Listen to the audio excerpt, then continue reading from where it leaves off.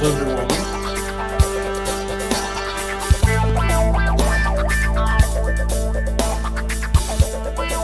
Churn, churn, churn.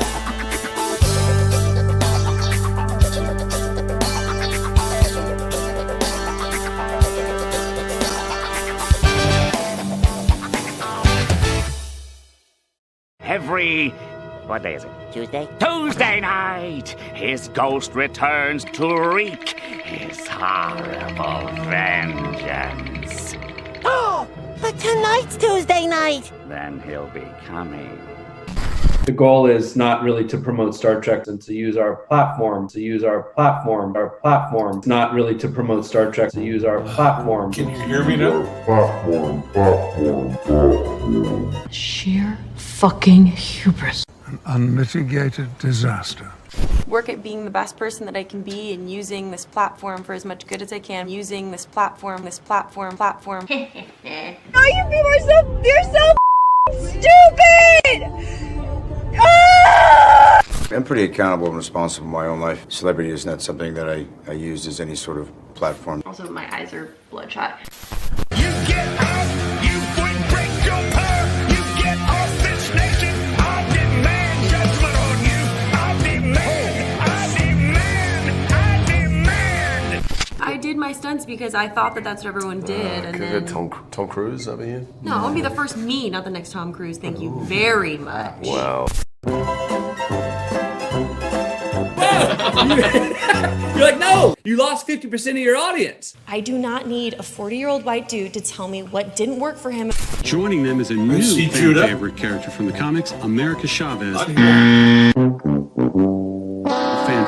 Fan favorite. This idea of purity and you're never compromised and you're always politically woke and all that stuff, you should get over that quickly. I will continue screaming. Would you like that? Because I'm actually finding it really, really relaxing. I'm pretty accountable and responsible in my Keeps own life. muting Celebrity me. is not something that I used as any sort of platform. Say, kids, what time is that?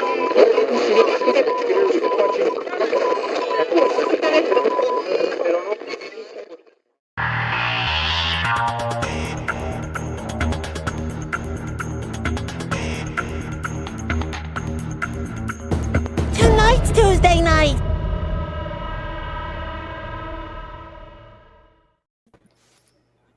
And welcome back, my friends, to the show that never ends.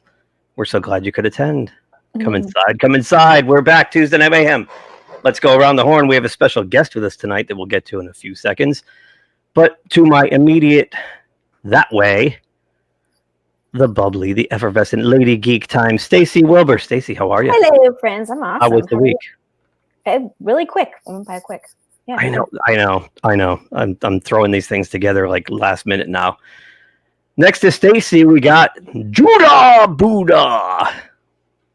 How was your week, Jude? My week was busy, actually, and hopefully all that business is gone because Christmas is coming. I see you shaved. I did. I was actually trimming my beard, and I went too far, and then I was like, "Oh boy!" And then I did the goatee, and then I was like, "Yeah, no, I ain't doing the goatee, man. No, I can't pull the goatee off. Didn't work out for you. Totally didn't work out for me at all. We got a spinning wheel over there, so we'll have to stall. Oh, we lost him completely. Well, we'll have to stall until we get him back. Below me, right down there, is the anchor, the man who holds it together, Peter Bradley. Hello. Mose. Cheers. How was your week, Pete?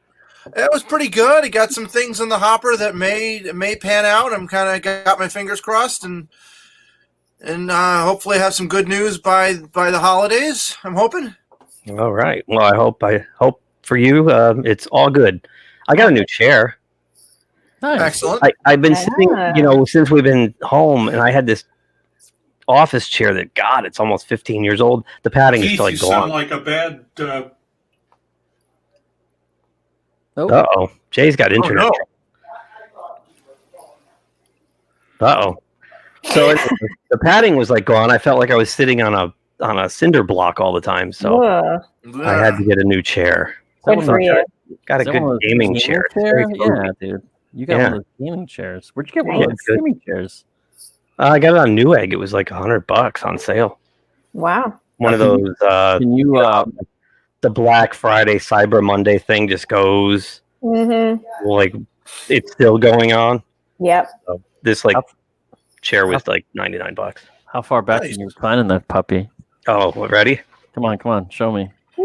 I'm I'm jealous. It'll go all the way back, but I'm tethered here. That's my Christmas gift to myself. He's back. Now, do we have you, Jay? Do we have you for real this time? Can you hear us? Can you hear us, Jay? This would happen. Oh. Oh. It's our first time every week. Got some internet connection trouble over there. Bandwidth issues. Can you hear us, Jay?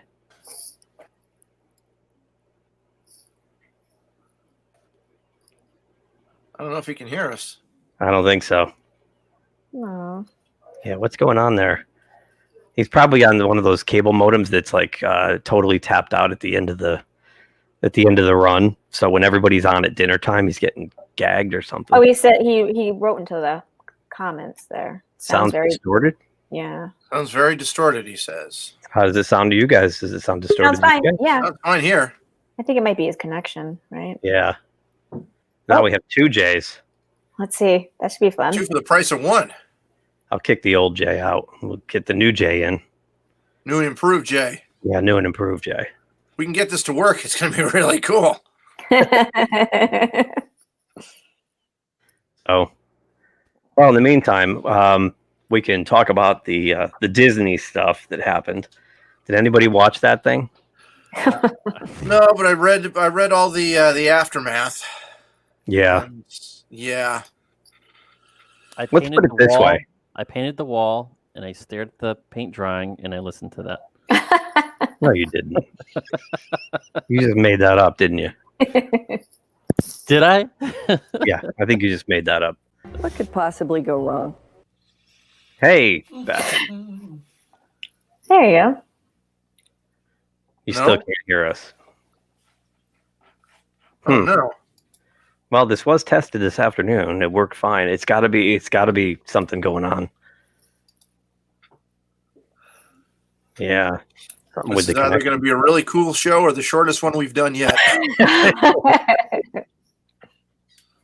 Right. So, yeah, the Disney thing. Let me hop on over.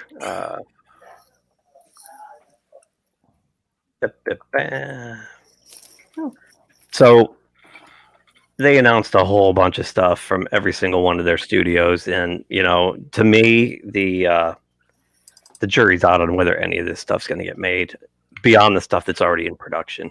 Yeah. Well, I think the biggest announcement made was the Kardashians are coming to Hulu, but I thought they were on Star Trek. I mean, what do they do? Oh, it's the Kardashians. They just lay on the couch and go, eh. Yeah, pretty much. They influence society in a negative way. Yeah, are they actually like considered influencers? I feel like that's where it started. And they just got, on a TV channel instead of because of their father, but no, it really started from Kim's sex tape is what got it all started. That's true. When she was Reggie Bush. Yeah. You mean I gotta get up and pour myself my own drink? So, we can go through this step by step here. We'll skip this crap, but a song just popped in my head. Step by step, ooh, baby. Well, we keep losing Jay. I think this is going to be a lost cause for tonight. Yeah, I don't understand. His connection just might be. His connection is just no good. It keeps dropping him. I hate when that happens. That's awful. I know. Well, let's get down to business then, shall we? And we'll figure it out as we go. That's just the way live works. Yep. You can't control live. So, looks like they're going to they're bringing back some beloved Disney properties for series development for Disney Plus. Beauty and the Beast, Swiss Family Robinson, Percy Jackson, and the Olympians. I mean,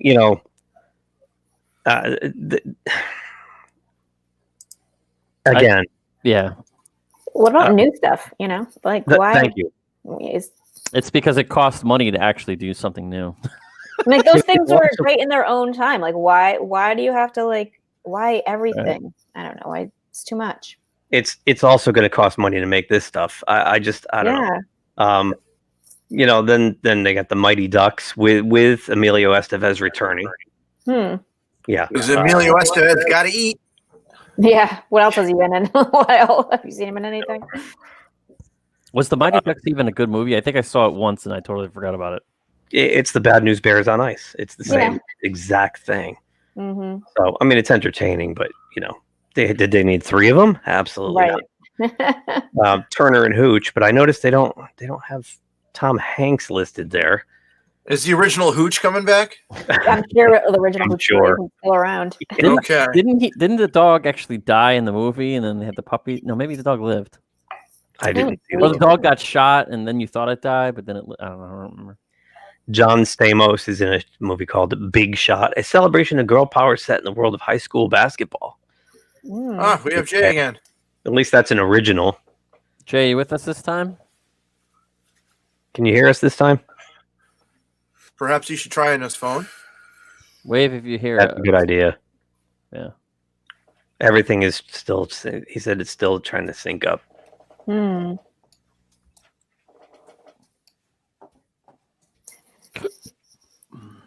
had to do that with Dan Leroy that night. Remember, he had to use his phone. Yeah. He had the same kind of problems. Why do our guests have problems? I don't know. And then the Mysterious Benedict Society, based on a best-selling book series with Tony Hale and Kristen Schaal, so clearly a comedy. Then there's the National Geo, which I was telling you about, that they're going to break off into their own thing.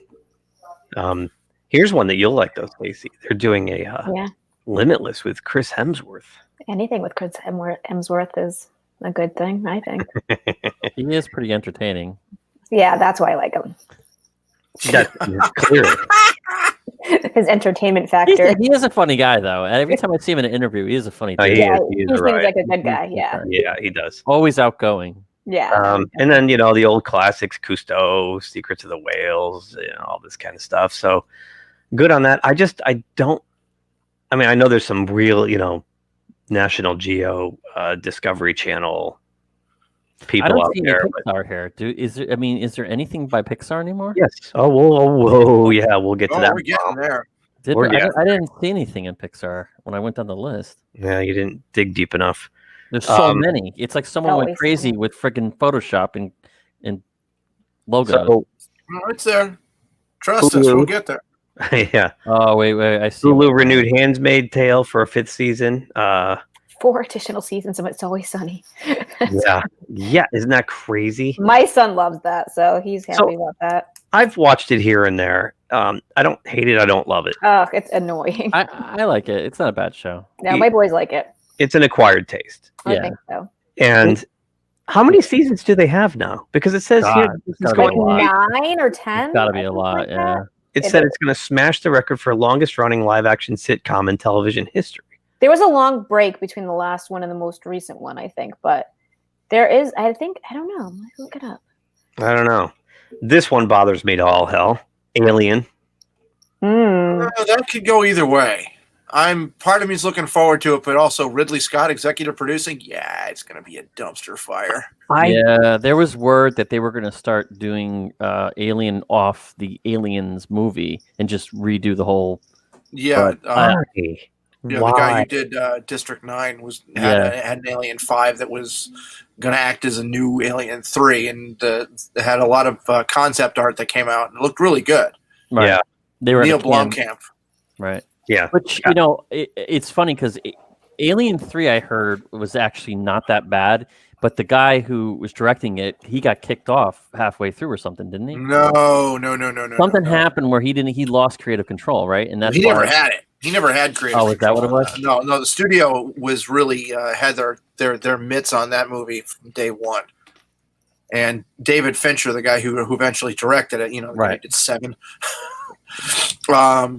he basically he had about as much control as he he had creative control in the dictionary sense only. Yeah, because he apologized, I think, after it was released. Yeah, he hated it so much he refused to take part in the. There was a DVD box set. I'm sorry, Blu-ray box set with 2-hour documentaries on each movie, and he refused to take part in it. He hated it so much. Right. So they're going to. There's advanced talks underway on a 2-season Order of the Stones drama series about the Rolling Stones. That could be interesting. That could be interesting. Biopics are always fun. So at least it's something new and something different. Why do we got to keep going back to Alien? There's just not much to say there. Right. Yeah, Alien and Aliens. You can stop watching after that. Right. We get it. Like, we don't constantly need to keep re-exploring where they came from or why they exist. And I think the mystery and the horror that surrounded what the first 2 movies were enough. Yeah. We really don't need a huge backstory here. We don't. Yeah, the backstory definitely kills it. Why is the space jockey so creepy? Because it's there. Right. And where are you going to go with this? I mean, what are you going to do? You're just going to have these xenomorphs killing people on every episode over and over. I mean, there's only so much you can do with these things. Well, the whole David thing ruined it for me. So, spoiler alert. Oh, forget those prequel movies. Forget those. I mean, that having that's the biggest problem with doing these movies over or doing continuation. They always ruin the whole mystery of things that you wanted to know but don't want to know. That's what I mean. Like, there's no point to even doing it. Just don't even do it. Right. Don't try to explain something new. Right. But it's brand recognition. That's it. It's people won't necessarily go and see something new because Spacebug the movie, but this is for a series, not a movie. And if you can get people there, but if it has nowhere to go, then who's going to stick with it? Yeah, this thing to me has nowhere to go. Yeah, exactly. Well, these are 2-dimensional. Yeah, thing. These aliens, they just it's kind of like that line in Jaws. All this thing does is swim and eat and make baby sharks. It's kind of the same thing. It's just like these things exist. They kill. They procreate. That's what they do.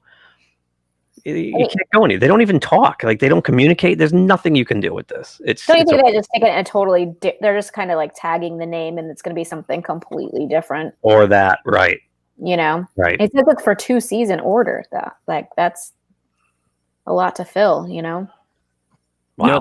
What's really funny is one of my coworkers before he left, because we left to go on vacation, he asked me, he goes, "I'm looking for something to watch during the break, and I really, really want to watch something Star Wars, but I'm afraid it's going to ruin it for me. How's The Mandalorian?" And I was like, "You need to watch it." But it's already leaving a bad taste in other people's mouths from the movies that just came out. What are they called? What are the Raylos? The Raylos? I don't even know what you'd call them, but they're so bad that he literally was like, "Yeah, I want it to ruin my whole childhood, thing going on with Star Wars." And I said, "No, The Mandalorian is probably the best thing you can watch right now if you love Star Wars." Yeah, but the movies are still there. No matter if the new ones suck, the old ones are still there. They haven't changed. Well, you know what? Strike that. They have changed. Never mind. Not if The Mandalorian changes that, which they might do. They might use that as a tool to get rid of Kathleen Kennedy. Yeah, actually, I think that's going to be the Ahsoka series, but we'll get to that. Bringing back Shogun. I remember when I was a kid, Shogun was a big on TV, and I'm going to skip past this for now, and let's get to Walt Disney themselves. Hocus Pocus 2, because people were just clamoring for it. And reboots. Yeah, reboots. And why reboot? 3 men and a baby. 3 men and a baby. I'm triggered.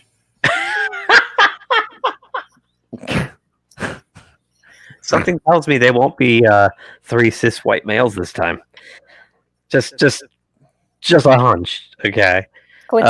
Cheaper by the Dozen with Kenya Barris and Gabriel Union, and a brand new Sister Act featuring Whoopi Goldberg. This is the film that will save Disney from their financial woes. She's a producer. It's going to make $40 billion all by itself. $1 billion. Looks like we're getting live action Pinocchio starring Tom Hanks. Now, is he going to be the dummy or is he going to be Geppetto? I think he's Geppetto. I'd love to see it. Totally got to be Geppetto. He can't be Yeah. Pinocchio. That'd be extra creepy. That'd be awesome. No, his voice. Tom Hanks marionette. Pinocchio has a very high-pitched voice. Oh, come on! Imagine if he comes out with his deep baritone voice. That would be taken in a totally different. I want to be a real boy. That would be, oh my god, that's horrifying. Now someone's gonna have to do that, like just like dub that over, like. Oh. Yeah. There's so much, there's so many phallic images that go with Pinocchio, and I guess they're looking for it. I've never, really, it's really the eye of the brain of the beholder, I think, what you see. So just an update real quick. I have not heard from Jay on the phone or in the chat, so he must still be trying. Well, when he gives up, he'll let me know. He won't give up right away, but that's not. His internet probably went out. He should log into something like Zoom and then you screen share it. Yeah, right. Yeah, that's probably the best way you can get him on. Yeah, but if his internet's not working, his internet's not working. It's his internet. Maybe he needs to turn it off and turn it on. They'll. Yeah, I don't know. I mean, but it seems like everybody, like you said, that's a guest has a hard time getting into StreamYard. Well, it's weird. When I was on location and was using my tablet, when we had tested it, it worked fine. And then when it was live and we were playing videos, I couldn't see the videos. Right. So I wonder if we're stretching the bandwidth when we actually, because Jay tested it this afternoon, it was fine, but there was just one person. Yeah. So who knows? But I hope I'll drop out if that helps him. No, you will not. I don't want it.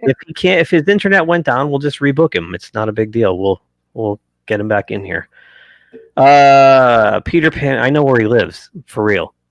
Peter Pan and Wendy, starring Jude Law. I love Jude Law. Jude Law is Captain Hook. Interesting. And didn't you guys know? And then Disenchanted, a sequel to the hit film Enchanted.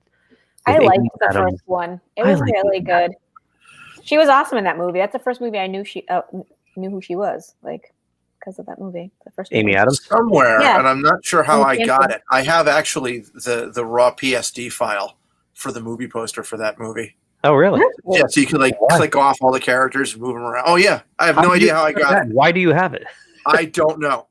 But I'm glad I have it because when I ever have to create a movie poster, that's what I use as my template. Oh, nice. There you go. Yeah.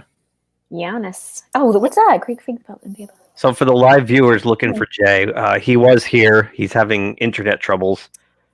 He kept dropping, so hopefully he will be joining us soon. Just in case you're wondering. Then now they're going to do some live action biopics here. Yeah. Greek Freak, starring Giannis. Anybody want to take a shot at that last name? Giannis Antetokounmpo. Thank you. I can. Wow. He just signed like a 5-year deal with the Bucks. Yeah. Yeah. He's only amazing. been in the league like 3 years. He's a kid. He's super young. Yeah. I saw 60 Minutes did a piece on him last year. It was really impressive. He's a good kid. Came from nothing. Him and his brother. From Greece. Yeah. Yeah, from Greece. Obviously a good freak. Yeah. New animated series, Diary of a Wimpy Kid. Ice Age Adventures of Buck Wild. Starring Simon Pegg and Night at the Museum. So it's Diary of animated. Isn't Diary of a Wimpy Kid like 2003? Those are all live action. It might be interesting to see like an animated version. Animated. Of that, I don't know. Or I don't even know if kids are into that anymore. I don't know. I really like them at all. Museums. They're fun. They could probably do a lot with the animated that way. Definitely. But they won't be able to afford the cast anymore. But you get Rami Malek's a big star now. He was nobody when he made. Oh yeah, I love Mr. Robot. Yeah. Oh, and Robin Williams is gone. So. Yeah. More upcoming feature films: Jungle Cruise Cruella, a prequel to Lion King.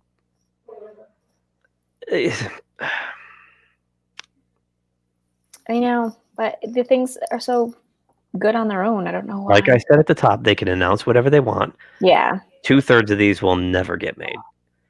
No. And The Little Mermaid. No, it's just it's a confidence boost for the stockholders. Mm. That's all it is. Giving them names, titles that they're familiar with. Right. And feel all warm and toasty inside. Yeah.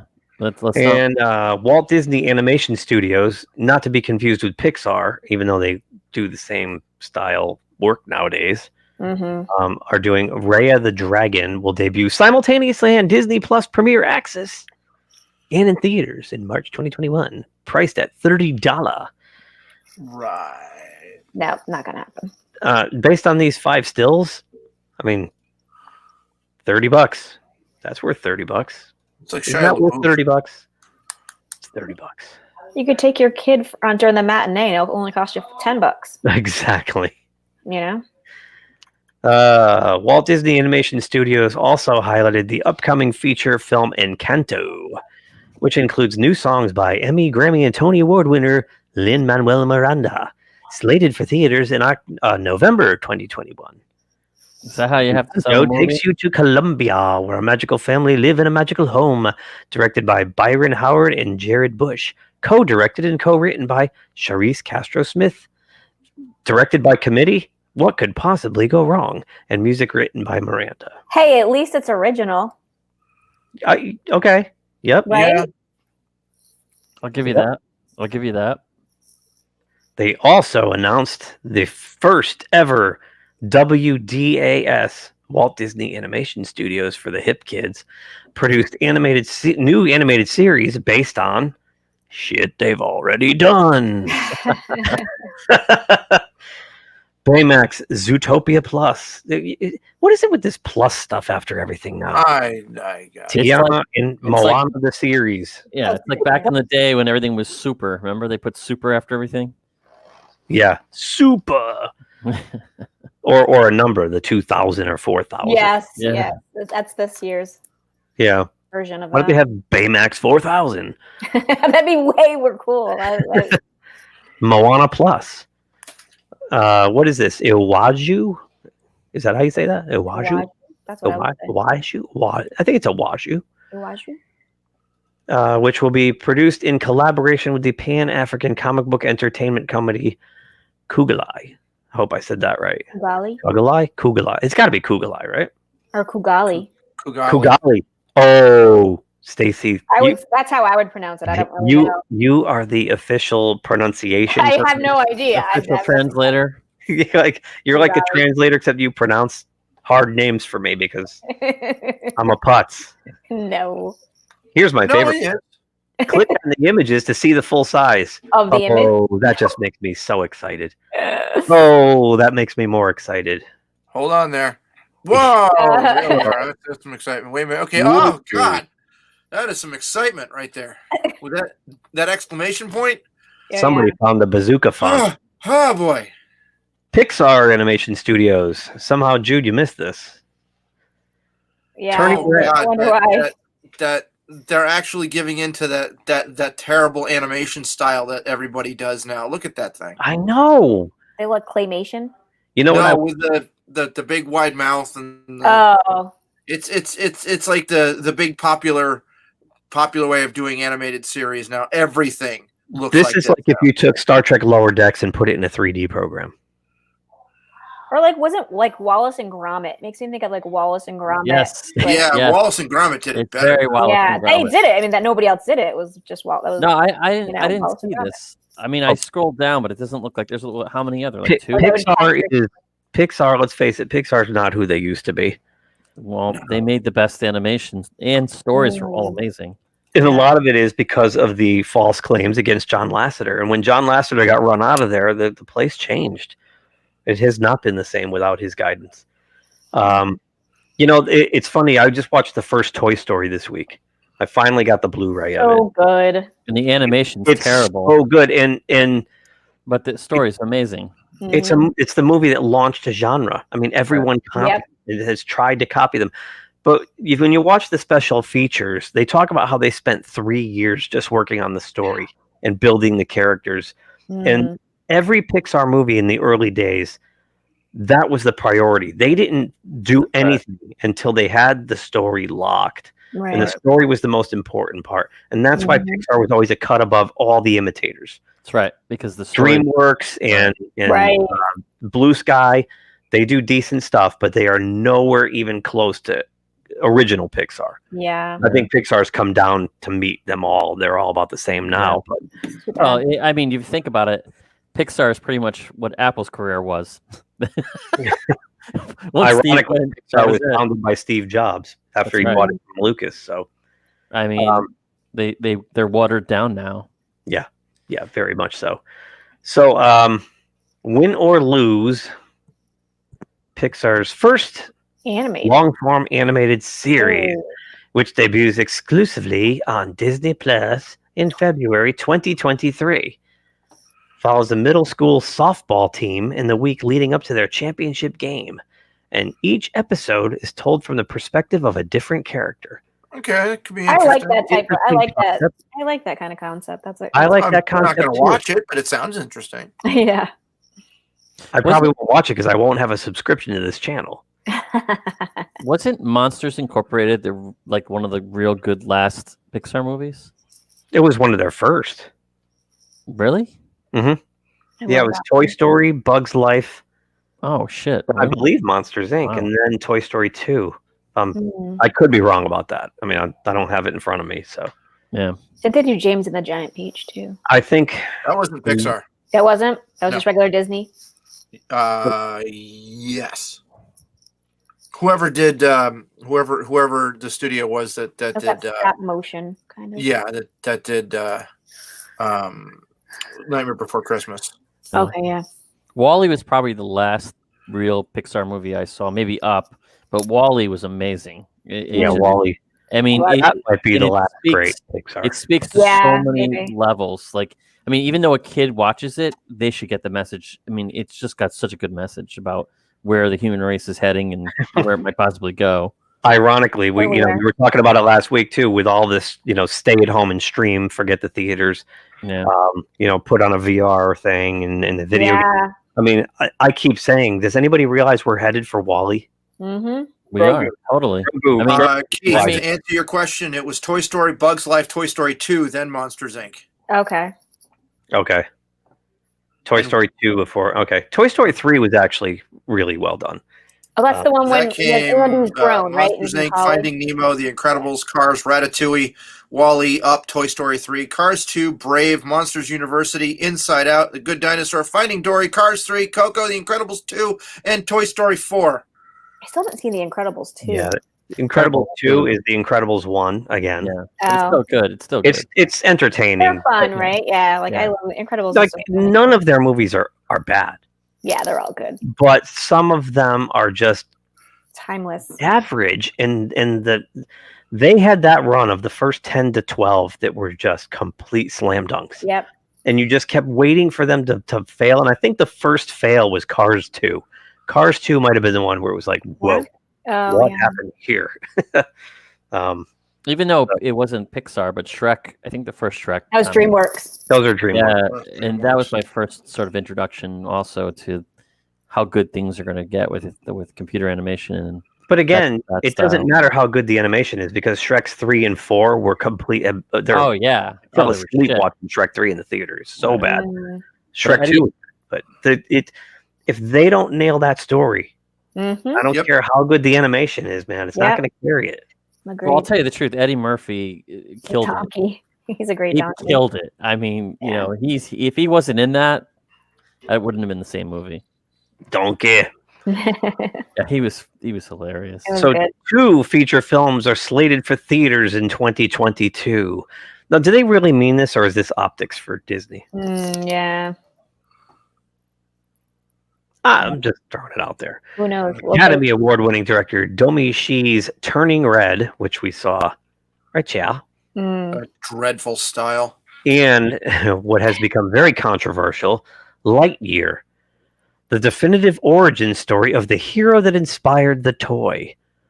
Chris Evans will voice the hero on his journey to becoming the most famous space ranger ever.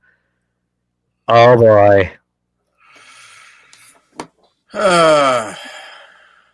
Tim Allen. There's nothing wrong with Tim Allen. He's not disabled. No, and Tim Allen is the voice of Buzz Lightyear. I'm sorry. This was inspired for one reason and one reason only. Chris Evans is on Twitter saying all the right things. Yep. Tim Allen voted red. Yep. Just a year ago, they put out Toy Story 4 with Tim Allen's voice in it. They didn't have a problem with that. 1 year later, they have a problem with that. Suck it, Disney. That's just wrong. Well, maybe it's because it's an origin story from when he's supposed to be younger. So they get But the toy's voice would be based on the guy. It would be the same voice. It would be the guy's voice.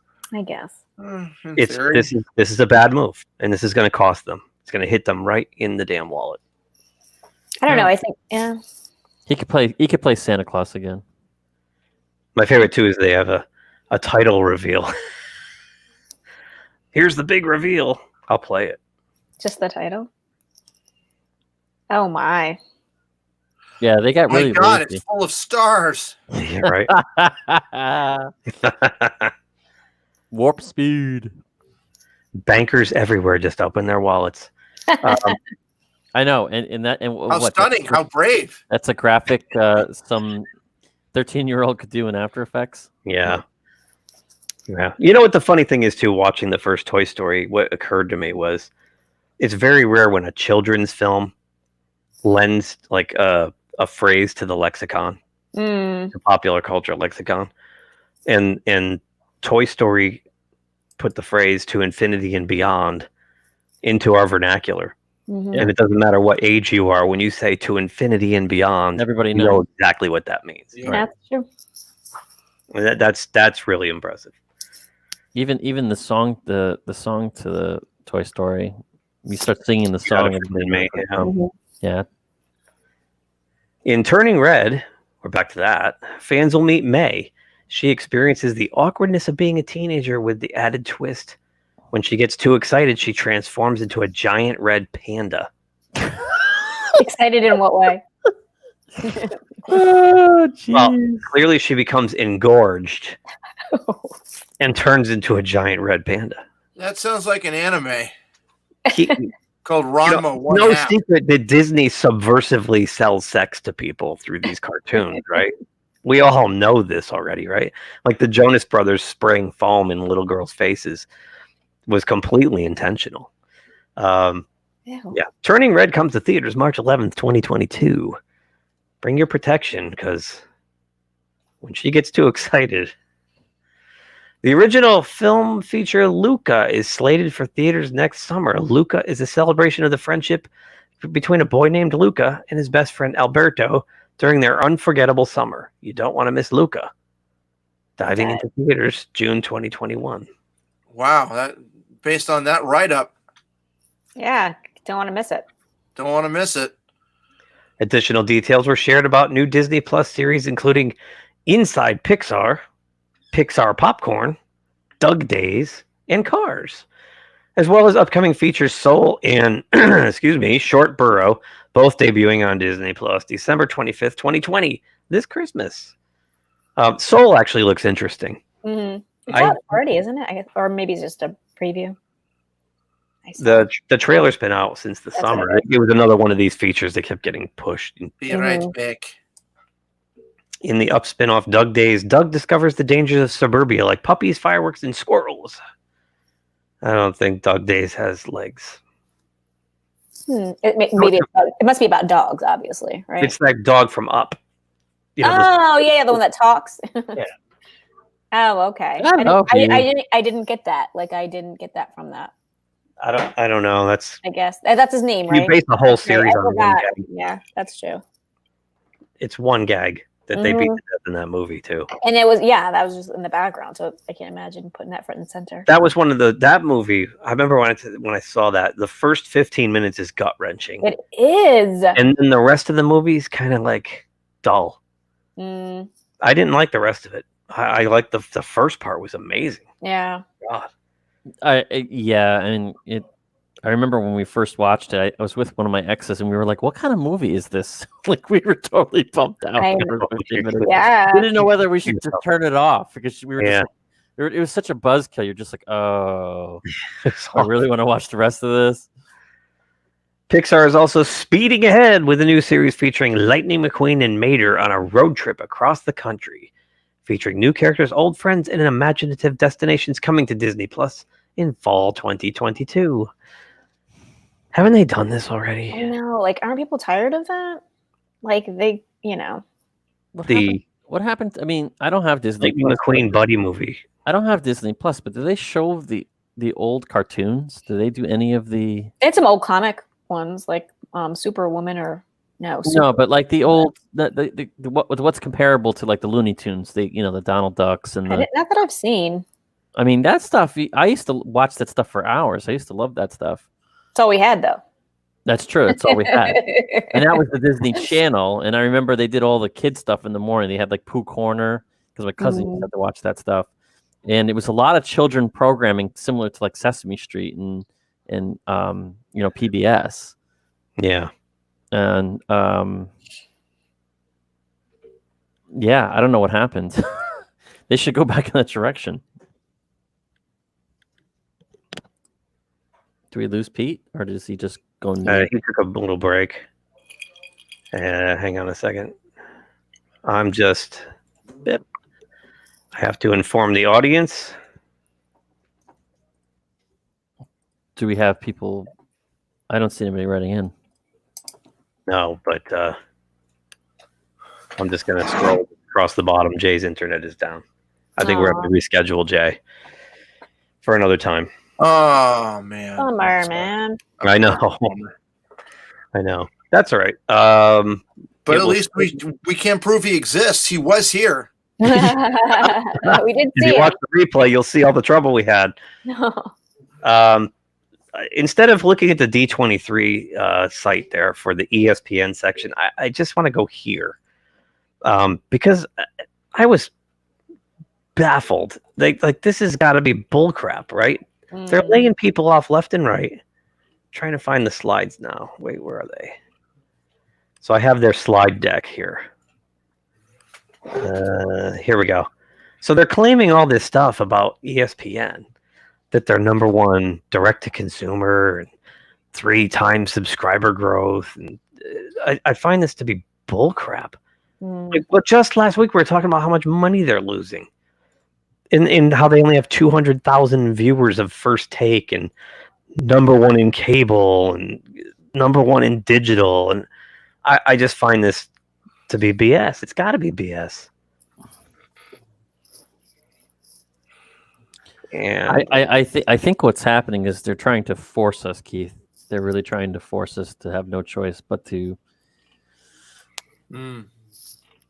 put your money into the streaming stuff. Well, that's just it. It's like just consume. Don't ask questions. Just consume.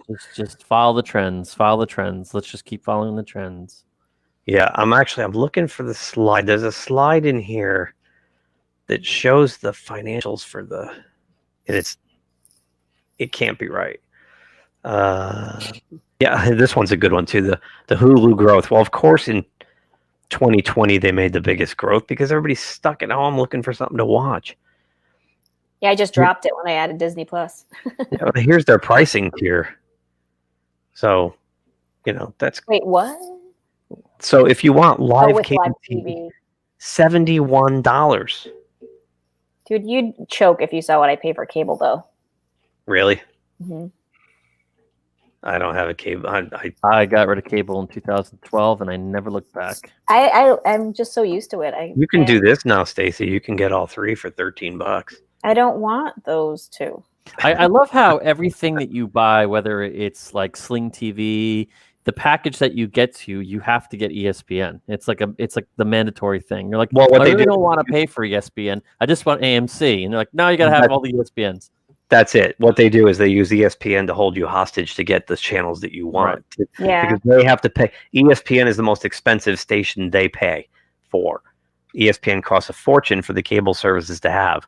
So what they wanted. So if you want oh, you want Comedy Central, but you got to watch ESPN. You got to pay for that. Yeah. So that's how they trick. It's not a trick, but that's how they make their money back on that investment. Right. You know, it's amazing too. When I was looking at this earlier, I found this slide immediately. Now I can't find it when I want it, but you'll have to trust me. It's there. I can't find it, but it's a bar graph, and it shows. I mean, the numbers have got to be doctored. It just can't be right. Well, I mean, if this meeting that they did was purely based on their stockholders, of course they're going to upplay it. Yeah, exactly. But I would think that any investor with a simple do a little due diligence, do a little homework. Yeah. And I mean, I don't know what their stock numbers are, but I mean, I know friends who are involved in the stock market now, and they have some invested in Disney. Well, their stocks took a leap after this. You know, we'll see. But they announced some stuff for ESPN streaming, like more SEC football and all this kind of stuff. But they're having new shows like Peyton's Places with Peyton Manning and Stephen A's World, a new program featuring Stephen A. Smith and Man in the Arena, Tom Brady. I'm surprised they don't do a reality TV show based on Tom Brady. That's what this looks like. The highly anticipated Tom Brady around. docu-series is coming to ESPN Plus. Is built around Tom Brady's never-before-seen firsthand accounts of the journey to each of his 9 Super Bowls. So that's that. Now we can get into the juicy stuff. Juicy. I'll let you guys pick. Do you want to pick Lucasfilm or Marvel Studios? I don't care about either one of them. Well, you got to pick one. Let's do Marvel. Okay, let's go with Marvel. I mean, if you're going to induce vomiting, do the Marvel first. I got my notes here. I took notes like a boomer. I wrote them on paper. I took notes. No, I did. I wrote stuff down because I didn't want to forget certain things. I like how you're like, I got them. Swinging around. They made 23 announcements. Really? 23. 23? Buckle your seatbelt, kids. We're going to get into this now. 23. Don't put it around your neck, Pete. The seatbelt goes across, not around the neck. Okay. See, this site has them listed out of order, though. So I'm going to start right here because I want to go in the order of my notes and the order they presented it. Kevin Feige. So they talked about the Disney Plus series is first. So we already knew about WandaVision. Mm-hmm. We already knew about Falcon and Winter Soldier. We knew about Loki. They're all pretty much done, and they're gonna air. WandaVision starts January 15th. A lot of that stuff was pre-COVID, though, right? Because they were already correct. Yeah, I know. What If was all animated at home. Yeah, correct. Falcon and Winter Soldier is pretty much done. They actually showed trailers for all 3 of these. We can risk the copyright thing because we're not monetized. I can play them. I've got them.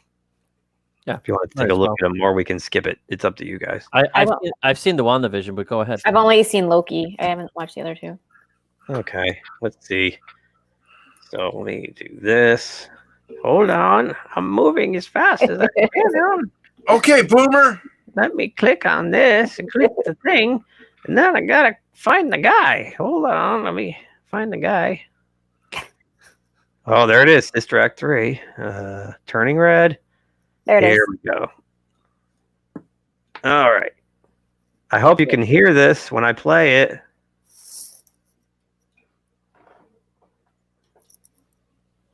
Nope. Nothing yet. No sound. Oh.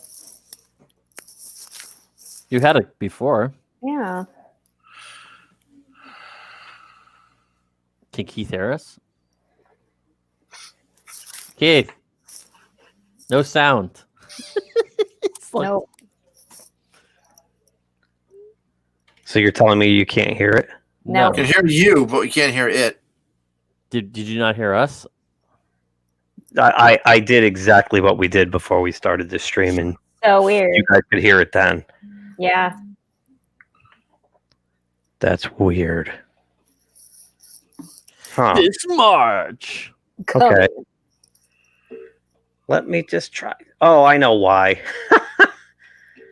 I forgot to click. There's a little button you gotta click on it when you do the. Hold on. I gotta click share audio. That would make the difference, wouldn't it? I bet. Yeah. All right. Now, let's try it again, shall we? It's our first week every time. Oh, here it is. The legacy of that shield is complicated.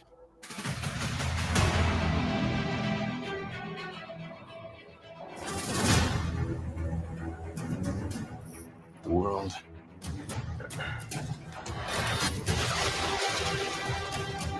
is upside down.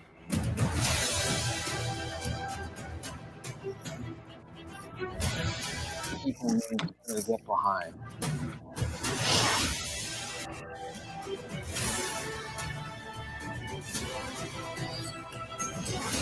They need the symbol.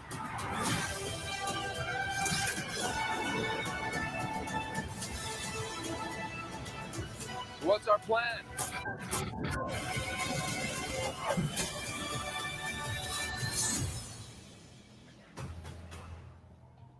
So no plan. Great.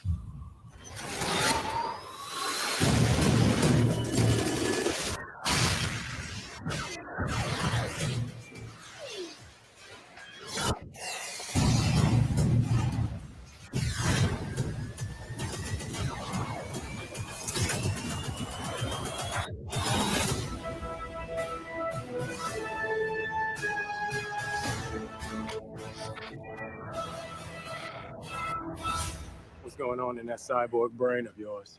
You don't want to know. Oh, yeah, I can see it working. Gears turning. They're malfunctioning. They're on fire. God, I hate you. I guess. That one looks like the best one to me, to be honest with you. I don't think. Okay, dude. Let's hear your beef. What's the matter? I just don't think it flows. I don't think the characters are likable characters on screen together. Do you?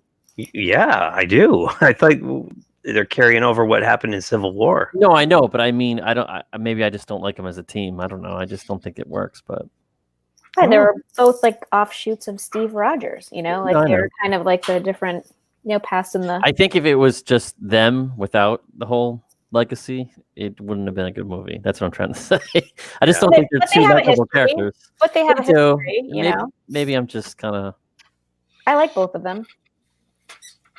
Yeah. I'll give it a shot. You know, I'm kind of marveled out. So it looks fine, but I mean, Yeah. I'm not any more motivated to watch it than I was a minute and a half ago. Well, nothing else is on in March. We'll see, you know. Yeah. I mean, that's going to require me getting a Disney Plus subscription, and so far nothing. Not even The Mandalorian is motivating me to actually jump up and say, yes, I must have one. Yeah. Don't you have Verizon, Pete? You should get a free year. I did. I watched the Clone Wars. Couldn't bring myself to watch The Mandalorian, and then I shut it off. Wow. Okay. Wow. I got it Well. for The Mandalorian, and I was not disappointed. Oh no, I have no doubt that it's that it's good, and I have no doubt that these Marvel shows are going to be just absolutely to the moon. But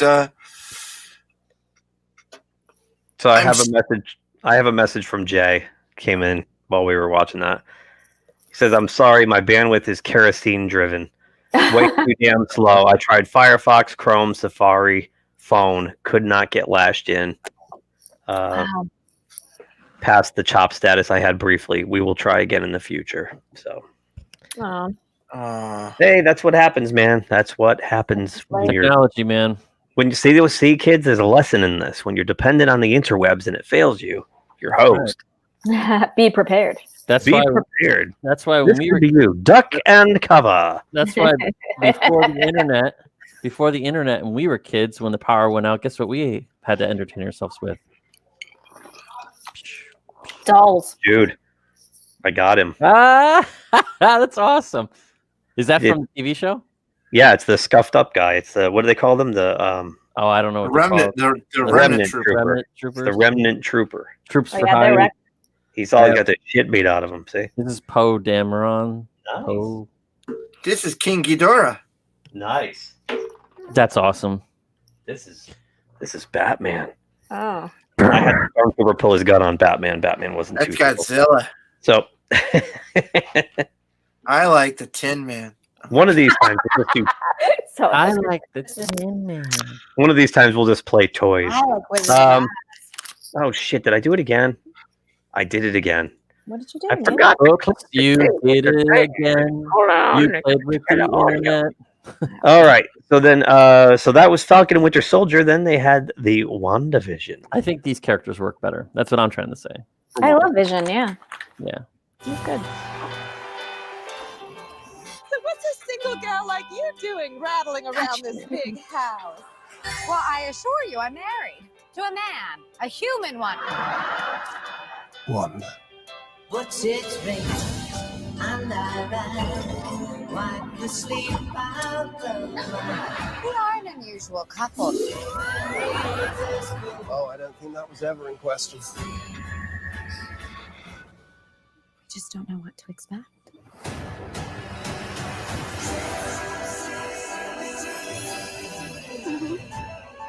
Howdy, neighbors. Hey, buddy. Wanda, what's up? Who are you? I don't know.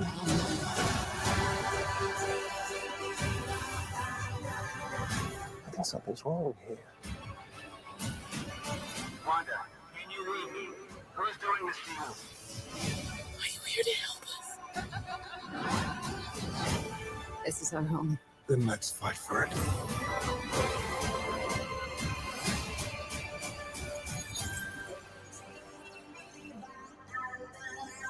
Well, I think we handled that well. So Is Catherine Hahn in everything? I know, right? She's in everything. I just think compared to it, just this seems like a better movie. Looks totally like Not a movie. different and It's not a movie, it's a series. Whatever they want to call it. You've got to watch 12 hours of homework now to keep up whatever with the MCU. whatever you want to call it these days, right? It's funny you say that, Pete, because and I have it in my notes somewhere here. Kevin Feige did mention that you have to watch all this stuff because all the movies will dovetail into the shows. You have to watch everything if you want to get the full story. No, I don't have to do anything, Kevin. You have to do two things in life. You have to pay taxes and die, as Alan Spalding says. That's it. That's all you're, that's all you're required to do. I'm marveled out. I mean, I have to watch 12 hours of this times 5 times 23 of these things. Yeah. No. If you're a true believer, you will. My love for Marvel died with Tony Stark. Yeah. I think if it starts as a movie, it shouldn't be a series, and vice versa. Well, you get more character development out of a TV series because you've got more time to do it. Right. Yeah, people already know the characters from the movies anyway, so you don't need to, you know. So that's that one. That one looks really interesting. I did like there's a shot. I don't know if Pete, you probably picked up on it, but they had a little Easter egg in there. The Vision in the costume from the comic books. Yes, he's wearing a Halloween costume and he's dressed as himself, but from the comic books. Yeah. Right. That's kind of cool. It looks like it's based on Tom King did a series, I want to say 2 years ago now. And it was really bizarre. And it was like that. Like there was a Vision family and they were living in suburbia. And it was really dark and creepy. And it seems like they took some elements of that to make this. So it looks interesting. It comes out a month from today, January 15th on Disney Plus. I won't have Disney Plus anymore, so somebody from GeekTime will have to watch and review. I'll watch. Well, I could do the same thing. Well, all right. Well, then it's on you guys to watch and review because. But you don't think it looks good, Jude? Oh no, I can't tell you how. I just tune in. And the last trailer they had for us was Loki. I can pop that one. Yeah, up. I've seen the Loki trailer. I watched this one. Yeah. And we'll get. Right. We Loki's probably like already the been bad nailed. guy. I'm I sure would the mouse say- is like, no. At least You're only one of the- encouraging people to watch their show. I would say Right. one of the third most dressed cosplayer character at a Comic-Con. Who? Loki? Yes. It's because he's a bad Well, guy. here we go. Or a new genre This is for the small trailer for So we've put Loki in the center of his own Loki. crime thriller. If that sounds a little unusual or confusing, don't worry. Loki is just as confused. Here's the very first look. You're already confusing me, bro.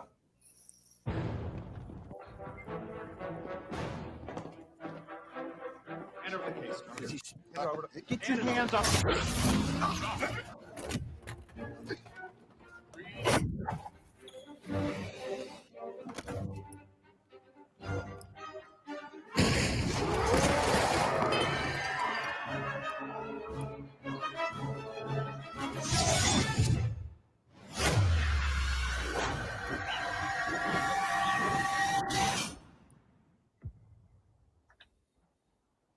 He's on Tatooine. Yeah.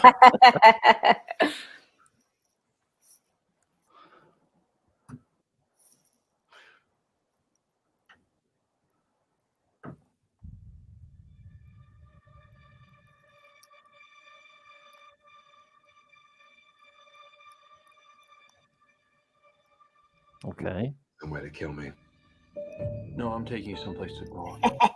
Where I don't like to talk. Wow. You are so- Because we both know you love to talk. How long have you been here? I don't know. It's hard to say. You know, time passes differently here in the TVA. What does that mean?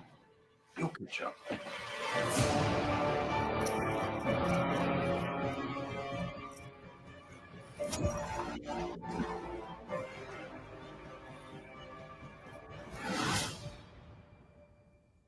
Glorious.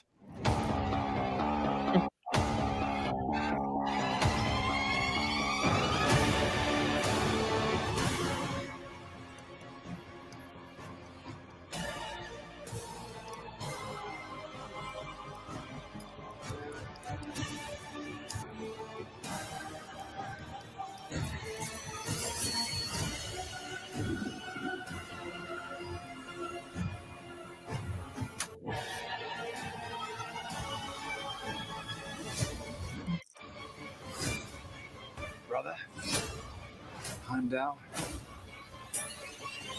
You'd better be ready.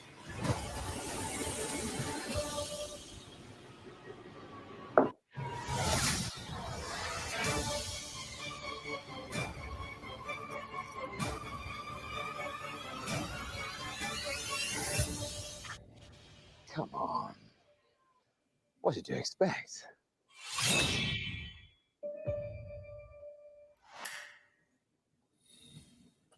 So that's based off of Walt Simonson, right? The Time Variance Authority? Oh, you're muted. Muted, Keith. There. Maybe I should click the button before I talk. To me, it looks like Quantum Leap with Loki. Wasn't there, didn't they have something? Didn't Walt Simonson do something in the Thor series? Yeah. That's why, that was a good run. The Beta Ray Bill thing he did was phenomenal. Yeah. Yeah. I mean, this was back in the 80s, I think, right? Yeah. So, I don't know. I mean, the production values are high. We'll give them that on all of those. Right. I wonder if they're using that stagecraft technology, which I do have a presentation when we get to Star Wars to play. So I want one of those in my basement. is it me or did Tom Hiddleston age like 5 years since last year? That first shot where he like lands and he sits up, he looks a little older. Really? Wow. I thought so. He's still So hilarious. Falcon and Winter Soldier will be out in March. Yeah, that was my least Loki favorite. in May. So That was my least favorite of the trailers, as you could tell. We shall see, right? I think in the order it's You just said. yeah, WandaVision for me, Loki, Oh, and yeah. then the Winter Soldier, and okay. that's my official I'll give them all a down. chance. I'll give them a shot and see. So what about the other 18,000 that they announced that we have I'll to go keep back up up on? here. Actually, I could have played them right here. Couldn't? Well, no, because I can't go full screen. It's so weird because I'm using Firefox for every week for the headlines. It's just easier than having to go tab back and forth when I share. But when I play videos in Firefox and try to go full screen, it just knocks the whole thing out. I don't know why. Can't we all just get along, browsers? Where's the Howard the Duck movie? Where do you start with all this? I guess we'll start right here. They announced 3 new series for Disney Plus, and again, they can announce whatever the shit they want. Doesn't mean it's going to happen. So, Secret Invasion, starring Sam Jackson and Ben Mendelsohn back as Talos the Skrull. Okay. It's So is he Nick Fury? Is he? Yes. Oh, okay. It's loosely based on a comic series from about 10 years ago where the Skrulls came and they replicated important people on Earth and kind of took over the Earth, posing as other people. If it's done right, it'll be good. But it's got a lot of scope to it. Feige himself said something like it's the next biggest story to Civil War. So, I just, again, you got to pay these A-list actors. You got to have super high production values because the scope of the story itself is just enormous. Where's this money going to come from at $8 a person? Well, I'm thinking they're trying to release all these movies so they can actually get money to take on the bigger films. These are series, dude. These aren't movies. I know, but how? That's my point. My point is, if you make Secret Invasion, say even if it could be an event series, so it's 1 season, but say it's 8 to 10 episodes at several million an episode. Where's the financing coming from? Right. Yeah. I mean, you're not getting movie tickets, so what is it all based on? You're getting $8 a head to pay for your streaming service. Right now they have 80 something million. They'll have 100 and something million probably by this time next year. That's still not enough. Yeah. At $8 a person on average, that's $800 million. That's not enough. Wouldn't it make sense if they released sort of a watered down free version of Disney Plus or whatever you want to call it, and then it's just beaten up with ads? Because at least you generate income that way, with people having to actually watch commercials.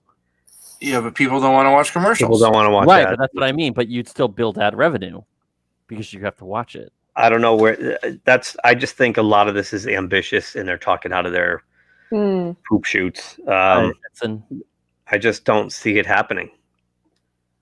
No, I think they're biting a little bit more off than they can chew, and it's too let's get too saturated at the moment for me. Let's get Edson's take on this.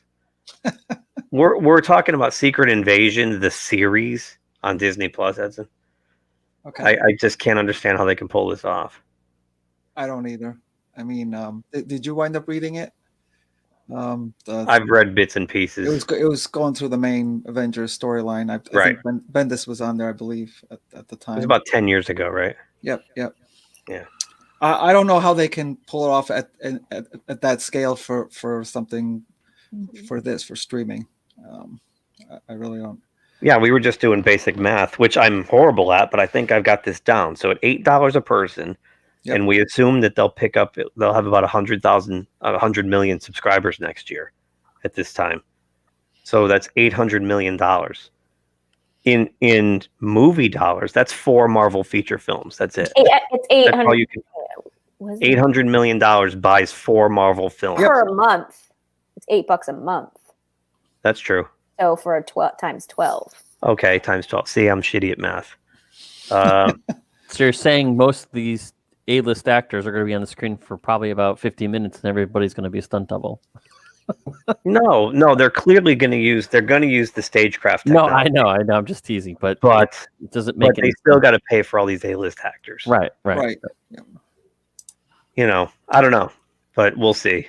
But I mean, before I get to the middle one, Armor Wars will be another ambitious series with Don Cheadle, and this is Tony Stark's armor gets proliferated around the world. What he always feared, bad guys get hold of his tech, right? And this is what in Iron Man 2, what the U.S. Senate was all upset about. Yep. So that's going to happen. So now you've got, I mean, then again, Iron Man's all CGI. So I thought they would start pushing more into the Secret Wars universe. They might. I mean, They have to introduce that's the more direction characters. right. And We'll that's get to that. that's a big endeavor, you know? Well, Secret Invasion is sort of that type. Right. Right. Yeah. But Kevin Secret, Feige Secret talked Wars about is more well known. I mean, people, you know. Kevin Yeah, it Feige is. mentioned that Secret Invasion will be the next biggest piece next to Civil War. As far as Are they going to try ensemble. to? Are they going to try to make a combination of actual, feature films with the series with that one, and kind of proliferate it all over the place? And Yes. trying to, okay. Like we were talking about earlier too, like Pete said, we have to do homework apparently. Kevin Feige Right. mentioned that all Yeah, these and all everything these has movies to- are all yeah. tied. It's like when you're sitting there on the comic book rack and you have to pick up that one comic you don't want to buy, but it's crossover. You're like, No, I'm over that. I got over that pretty quick. Yeah, exactly. It's funny, they're doing one right now called King in Black at Marvel. It's called King in Yes, Black. King in Black. Yep. And the main series is 2 issues, but it crosses over like 14 comics. Yep. And it makes you buy titles you don't want, like Black Cat and just like all these bad books that like it's whenever they do those crossover event series, it's to push the sales of books that aren't selling. right.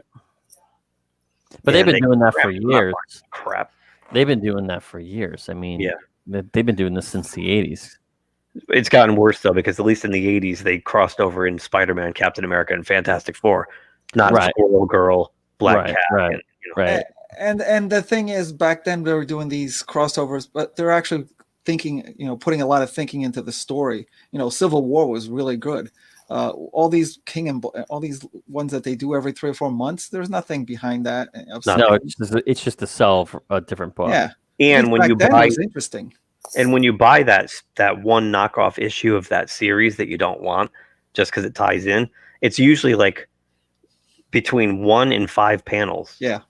It's not even the whole book. It's just this quick little like the incident kind of passes through the story of that book, and it's Just trying to get a boost in the sales and hoping that a couple of people will pick it up after being introduced to the character, I guess. right. Well, it seems like this is the direction they're heading with these series too. You have Right. to Oh watch yeah, it. I'm glad. Perfect segue, Jude. Next up is Ironheart Oh boy. with Dominique Thorne as genius inventor, and they cut it off right there because they don't want to say anything else. Go ahead, Edson. Explain who she is. Well, I never actually read any of it. She's Me neither. she's like the young teenager, right? That how did she come up? Did she invent her own armor? I'm trying to remember. She 'cause I steals didn't some read of it. his tech. But then he takes her So under. it's Batman Beyond then. It's Batman Beyond. It's a little bit of a Mikey Spock situation too, where She's like I a know you genius. did wrong, but you're so smart and you're Right, the bestest ever. So you get rewarded for your bad behavior. But what happened to they start a series? I mean, if they started a series with her, it must have not lasted very long. I don't see it out there anymore. No, it's been canceled twice. Yeah, now, okay. Actually, they brought it. It ran like a year. It got canceled. They brought it back. It didn't last again. It was that initiative back in 2015 to replace all of the heroes that are been around for 50 or 100 years, that they just being replaced, right? That kind of Marvel fell on their face with that one. And guess what's going to happen? Yeah, they're going to Guess be what's on. going to happen to these shows? Yep. They're almost following that exact template. You think they learn? Yeah, it's amazing. Their troubles at Marvel started in the comics world back then, Right when they there. took all the existing characters and gender and race swapped them all out instead of making new ones. And they did it right at the height of the popularity of the movies. So when people were going in the store looking to read the books from the characters in the movies and nothing matched, they couldn't figure out why. Yeah. It was an abysmal disaster. They fired Axel Alonso for doing it. They fired the editor-in-chief of Marvel for implementing that plan. And now Kevin Feige sits back and says, let's do the same thing with the same characters. Good luck. So that's the first one of those, and there are many, many more to come. So let's go down here. What if? Now, what if? Yeah. That's the only one I'm interested in. Okay. I was sort of interested in it until I saw the trailer for it. I haven't seen the new trailer, so that might change my mind. Don't think of it as the original comic What If, by the way. Oh no. But I mean, that. at least it's a short investment. It's not like I have to do 20 episodes of Loki in order to keep up with what's happening in the movies. It's like, okay, it's one episode of what happened if Peggy Carter was the super soldier. Okay, that's fine. If we can look at it, if you want to look at it, we can look at it. We've already broken copyright, so why not go for the whole ball of wax? Let's just make sure I can do this properly. I'm clicking the share audio button as we speak. Okay, are we ready? Two stars reprising their roles. Here's a look at What If. Space. Time. Reality. It's not a linear path. It's a prism of endless possibility. Well, that doesn't sound ominous at all.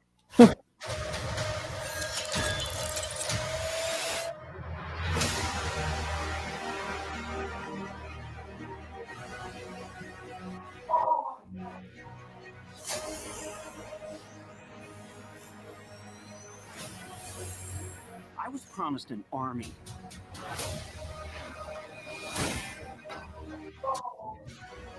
You have a super soldier.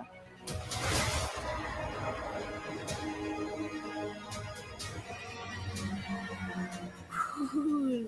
You sure don't seem too freaked out about all this, kid. What you doing out there all by yourself anyway? Exploring the world. Sounds fun. But why stop at one world when we can show you all of them?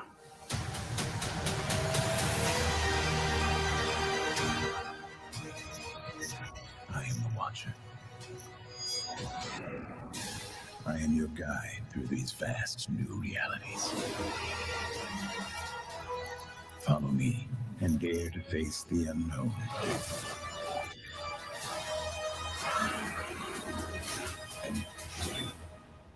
And ponder the question.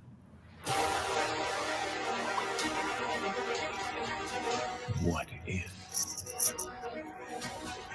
Give me the talk.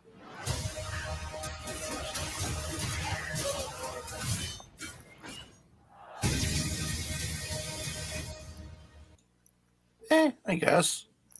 I think what does not look appealing to me is the fact that it looks like it's going to be serialized. Instead of one-offs, it looks like it culminates in a crossover. Like they're all the stories crisscrossed into each other. That would be bad. Gotta watch them all.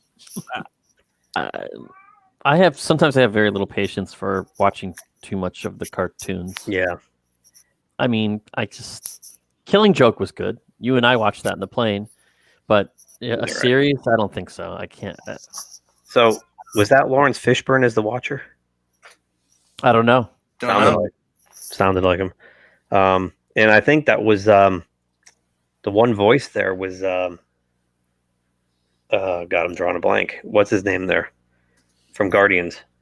Rooker, Michael Rooker was doing his voice. It did voice. sound like him for sure. Yeah, it was. It definitely was.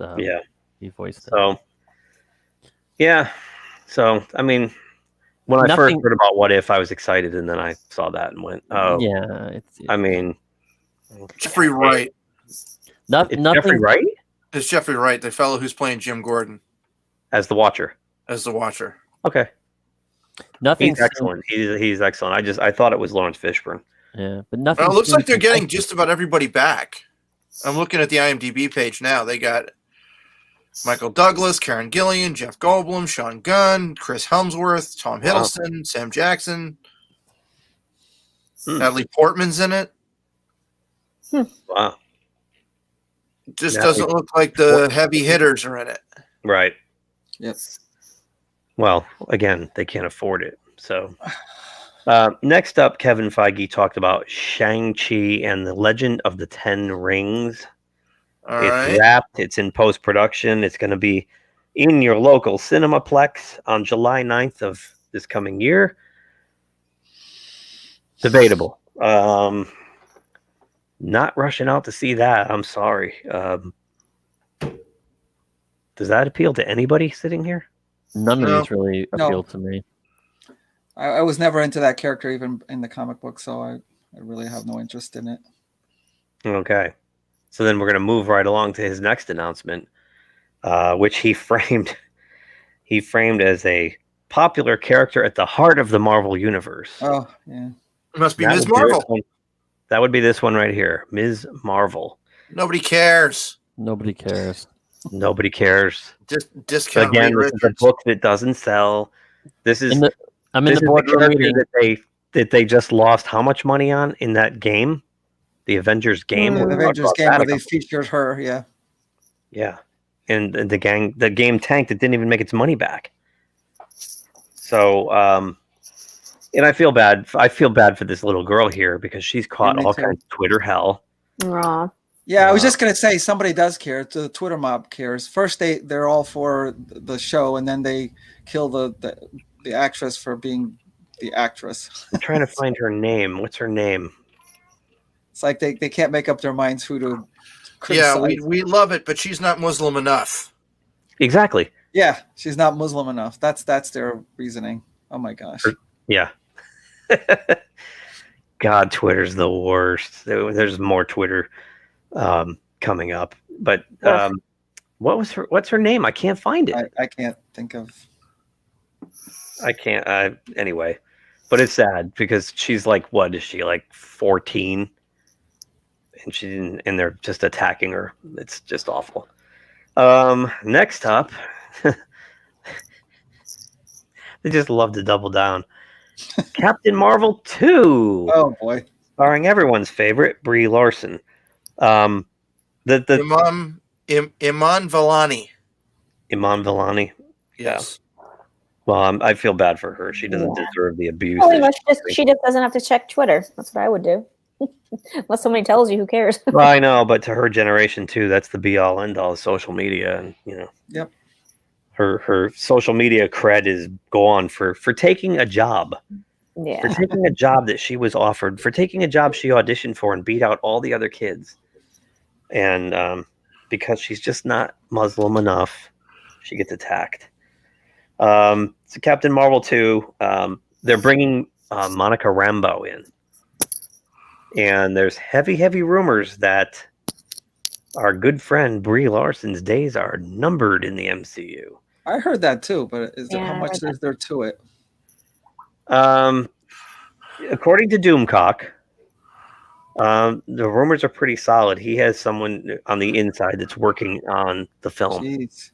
And the quotes that came out of it are, she's borderline undirectable. She's a pain in the ass. She thinks that she can tell people what to do. She's just a nightmare to deal with. So it's heavily theorized that she might snuff it at the end of the movie, and or lose her powers to Monica. Now in the comics in the 80s, Monica was Captain Marvel. Yes. So that would fix that problem. I mean, Carol Danvers is Captain Marvel in the Marvel comics now, but Monica Rambeau was actually a better character. I liked Monica Rambeau back in the 80s. So I'd love to see that, because Brie Larson. And no, she's no relation, and we spell our names differently. The next piece of trash that was announced and pushed, and it's funny because when he announced them, he's just kind of like, and then we've got this, and then said nothing else. The Eternals. Oh. Yeah. As Hudson holds his nose and goes under. Yeah. That's another one that, I mean, now, I've been loosely following this. Now, didn't they start shooting this a long time ago? Yes, it did. So. Like, why has this suddenly fallen like way behind all these other things? Because there's too much shit going on. Well, there's too much shit going on, but it's also, I mean, who wants to see this? Like the Eternals are like when I would buy like a Fantastic Four or something, they would show up. I didn't want to read it. Yeah. The Eternals are in this. Like, I think because of the success with Guardians, I think they keep thinking they can redo that again. That you know. Yeah, that's probably right. But there was a very similar series they made for ABC that bombed immediately called The Inhumans. The Inhumans. Which was almost the same thing. And no. It was their way to replace the X-Men. The Humans was. That's right. Because they didn't have the rights to the X-Men at the time. So we're like, well, we can't use them. So let's try to replace them in the comic books and then move it on to the movies. And that bombed out. I don't know why I keep thinking Eternals was a Kirby thing. It wasn't. It is. Jack Kirby created it. It was a Kirby thing. Created them. I think so. The delay, they could be purposely delaying it because do they want the end of the next Guardians, which got delayed itself, to roll into that? Right. Is that why they're pushing it back? I don't know. Maybe, or maybe it's going to tee up the next Guardians.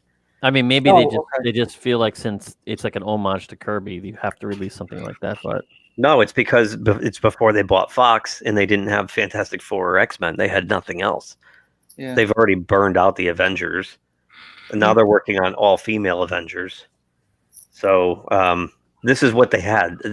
This is why you're getting Shang-Chi, and you're getting the Eternals, and you're getting Captain Marvel 2, because they had nothing left. Yeah, it turns out that after you're done scraping the barrel, if you lift up the barrel, there's all that stuff underneath it.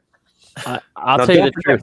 Jude, when they started this MCU, they didn't have their A and B list characters available. They had already leased them all off. So when you start your franchise with Iron Man, who was a C-level character, and down, like they were lucky to have the Hulk because Universal had the rights to the Hulk. Yeah, but they worked out a deal with Universal to be able to use the Hulk. They really had nothing, and so they got 23 movies out of their C and D list characters, and then during the course of that, they were able to get Spider-Man back, and then at the end of it, they got Fantastic Four and X-Men back. But it was already in the cards. Where they had to go next was even lower. I'll be honest with you. I am really looking forward to She-Hulk. I don't know why. Well, we'll get there. Next, he announced Hawkeye. With Haley, this should say Haley Steinfeld replacing Jeremy Renner in the series. They're going female Hawkeye. Yep. So, and it's already in production. They have shots of them walking around New York and stuff in the subway and whatnot. So, I'm guessing Jeremy Renner's in like the first episode and that's it, because he's expensive and he was also under some scrutiny there for a while because of the he's problematic because apparently he beats his wife. Oh, does he? Yeah, he was accused. There was a lot of accusations. Yes, and they were accusations, and apparently are Twitter's favorite words to use. Accusations are good as proof these days. Right now, exactly. You don't need proof. So I know someone just puts it on Twitter and it automatically is fact. Next up, he introduced She-Hulk, starring Tatiana Maslany in the title role, alongside co-stars Mark Ruffalo and Tim Roth. For one episode. Who Jude is very like a dead ringer. I think if She-Hulk, if it's done right, it could be really good. It's going to be a comedy. Even so, I still think if it's done right. I don't know. I'm sorry, but all the stories I've read about the She-Hulk, I don't see comedy. But okay, it's going to be. He said it's going to be lighthearted as she represents. He said there's going to be a lot of guests from the Marvel Universe popping in because she's going to be representing them in court. Right. You're right. It could be good. It could be good. The showrunner is really inexperienced, though. The showrunner has done like 2 mini documentaries and a children's. That could maybe be a good thing, then. Maybe they need somebody new. Yeah, maybe, you're right. Maybe someone has something to prove. No, they should. She's pretty Oh, vile she to the definitely had fans. something though. to prove. She's pretty vile to the fans. So. Oh wow. Okay. They should cast Gina Carano. I forgot for her that role. name. It's, They should have cast Gina Carano for that role. They should have. They should have. I know. She is fucking She-Hulk, and she's You funny. see my name, Edson? Do you see my name today? I'm Mr. Cara Dune. Oh, Future husband of Cara Dune. She would make a great friggin' She-Hulk. Oh yeah. Yep. Next up is one I'm particularly interested in. Yeah, if I'm they interested do in this that too. right, Yep. and it sounds like they will. Feige talked about that he has dissociative personality disorder or dissociative identity disorder. It's Moon Knight. Yep. And what I love about Moon Knight is the guy under the mask has multiple personalities, and it's warped. And Kevin Feige said it's going to be heavy with the Egyptology and heavy with the. It sounds like they're going to do it right, and if they do it like they did Daredevil for Netflix, it'll be perfect. It will be. Yeah, this is one that I actually can't wait for, and Disney Plus will get my $8 a month again for Moon Knight, but I guess it's like 2 years away, so Yeah. a lot can happen in 2 years, like another pandemic. I didn't say that. Then he went Secret Invasion, Ironheart, Armor Wars, and then we got to the Guardians of the Galaxy Holiday Special. That's a real thing, huh? That's a real thing. I might like that. They had a Star Wars one back in the day, so. Oh, I mean, yes, they did. Yes, they did. And they And had they're doing another another one. one. They did another one this year with Legos, Oh yeah, I did see the thing for that. where Okay. Rey went back in time and Not so good. saved No, the entire. They had Rey go Teaches back Luke in time. Skywalker how to be a Jedi. Yeah, Oh. she teaches Oh, everybody. God. She teaches Obi-Wan. What And a she's the dumpster bestest fire. ever. And but the Guardians holiday special is going to be written and directed by James Gunn. So That's why I Alright. thought it might be okay. and they're shooting it. They're going to shoot the holiday special while they're shooting Guardians 3. Right. Right. So it'll be with the cast and Oh, good. yeah. Odd thing for them. And then they're doing shorts. I Am Groot shorts. Yeah. Where Is do he you put in it? short? Yeah. Yeah. Like where do you put? I don't know. Like they're gonna be what? Like little 10-minute shorts? Like what do you do with those? I don't know. Mm, I don't know. That's kind of weird. yeah. It's baby Groot, so they're just trying to maybe to Yeah. get the kids. Then they reached back and he had talked about Oh yeah. one of the most popular comic books that bombed, Thor: Love and Thunder, again with Jane Foster taking over as Thor. In the movie? Yeah, well, just like the comic book. Well, in the comic they did it, that storyline, yes. Yeah, Mm. and John Amenta liked it. He said it was interesting. I mean, she's worthy of the hammer. She's got cancer, terminal cancer, and I like Deadpool. yes, and when she takes the hammer, it holds off the cancer. But what John said he really liked about the story is every time she has to use the power of Thor, she dies a little bit. So eventually, she's Yeah, going to it die takes anyway. takes part of her little by little, and then Ugh. it was always supposed to be a kind of finite to us. Right. That is going to be released in May of 2022 in the theaters.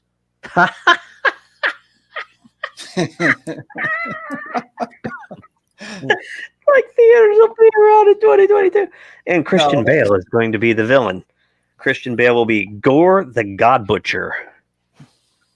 Oh. Okay. Christian Bale is great as a villain because he's kind of got that douchey face. Don't hate on He does. He's got that Bale. face. No. I like Christian Bale. He's a phenomenal actor.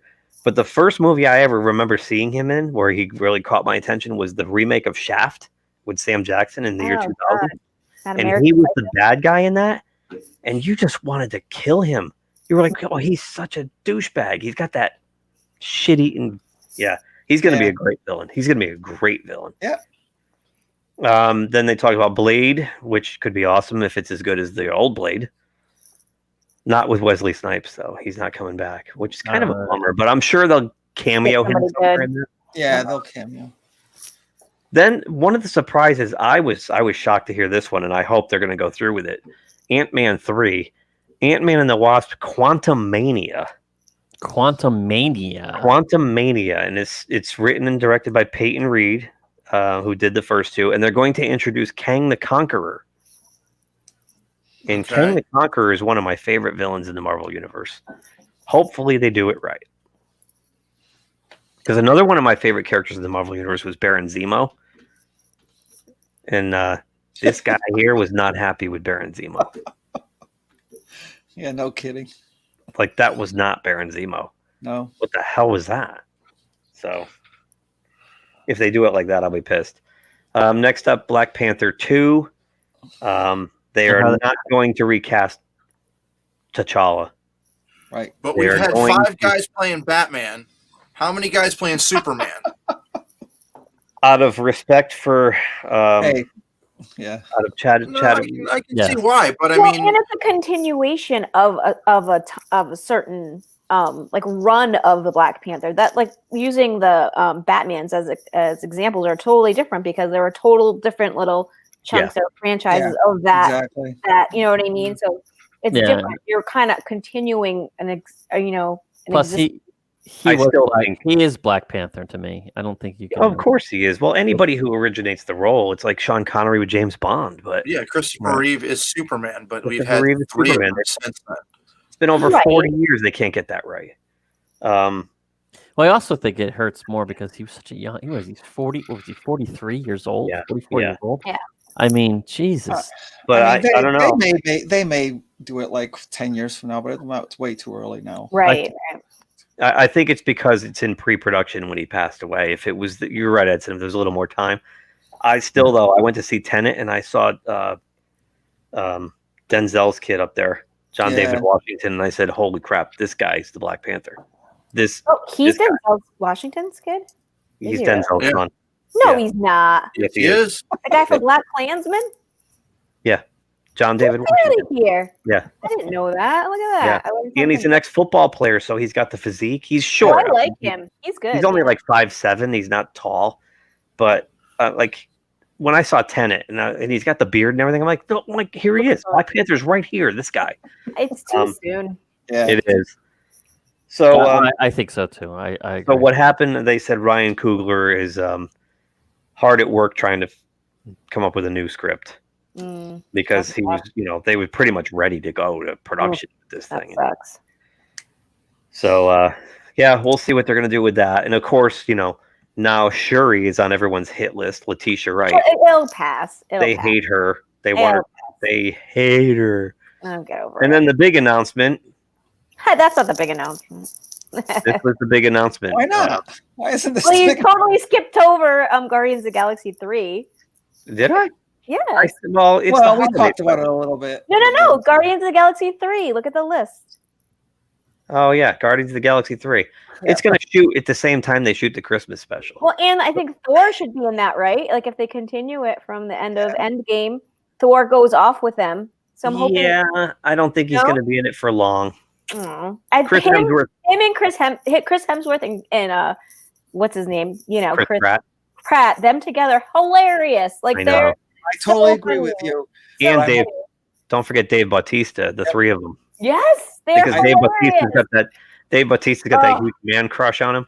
Oh yes, I love that. I totally agree, but I'm a little bit worried because you got this whole war that they have now against Chris Pratt. That they don't like him now. On top of that, there's a story that I wish I had sent you the link about Dave Bautista. He just made it seemed like a harmless comment, but the way I heard it was meant there was a lot of this stuff that's going to go on. He's like, well, there's been a lot of time that's gone by, so there's been quite a few changes to the original Guardians of the Galaxy script. So that to me tells me what they did to James Gunn's story. They changed it, and I'm worried about that. Well, there's heavy rumors that by the end of the movie, all the original Guardians will be replaced with new people. That I thought that was going to happen anyways, because I think he was just going to do 3 movies. I just hope that's not other type of changes as well. But okay, that's a tough transition. Those characters are they work together on screen perfectly. Well, regardless, James Gunn said he was only going to do 3, and originally I don't know if he's going to stick to it. He said the third one is actually going to be about Rocket's origins and more of how he became Rocket, and Right. I was very interested in it. I just hope it doesn't change. Yeah, no, that'd be really interesting. Yeah, And how he got together, how he got up with Groot and all that stuff. Yep.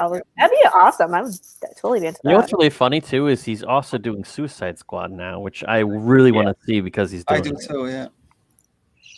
Yeah. So I don't know how big a part Thor's going to play, but Yeah, I don't either. we'll at least get him in the first act. How much farther into the story we get him? I think Poochie has to go back to his home planet. Yeah, Poochie. Who knows? I mean, Chris Hemsworth has got to be phased out of this thing. He was one of the big three.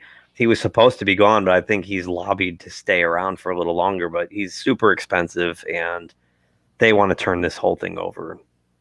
So, and next up, Fantastical Four. It's written, directed by John Watts. John Watts, who I have a mixed feeling on this because his level of humor is aimed at adolescents. All the humor in the Spider-Man movies is for like 18-year-olds or something. You know, it's just like, kind of forced and cheesy. But the Fantastic Four has that tone. They're a dysfunctional family. They are constantly getting on each other's nerves and getting under each other's skin. They haven't been able to capture this right on film. Yeah. For whatever reason, I just don't understand. The ones made by Fox with what's her name and Michael Chiklis. Who plays Alba? Jessica Alba. Yeah. One of the worst casting choices ever. Yeah.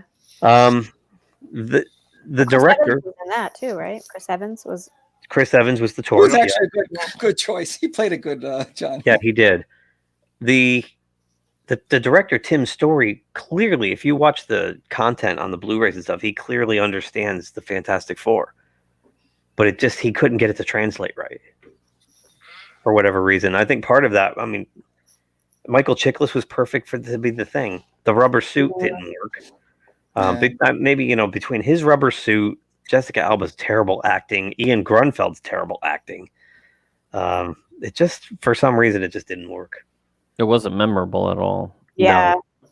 You saw it. The second one with the Silver Surfer is a little bit better, but they're both just not very good. I have that on DVD, The Rise of the Silver Surfer. So that was all the Marvel news. I don't even know if we want to go to the next. There's a lot of stuff there. It's While we're talking talking about Star-Lord. Let's talk about Star-Lord instead. Yeah. We'll do the What about Marvel Star headline? Wars later on. All right. Your wish I just is can't. my I just can't. man. But Tatooine like- is right there. It's like being in the waiting room at the dentist. I'll go take them. I'll just... Yeah. So, this is clearly to get at Chris Pratt. Which is really mean. It is. It's just disgusting. I mean, because the guy, it's funny because this goes back. I didn't realize this goes back to a couple years ago when then Ellen Page was all over him about his church not accepting the alphabet community, and he came back at her and said, "We absolutely do. My church accepts anyone." And how does anybody know any of his business? Thank you.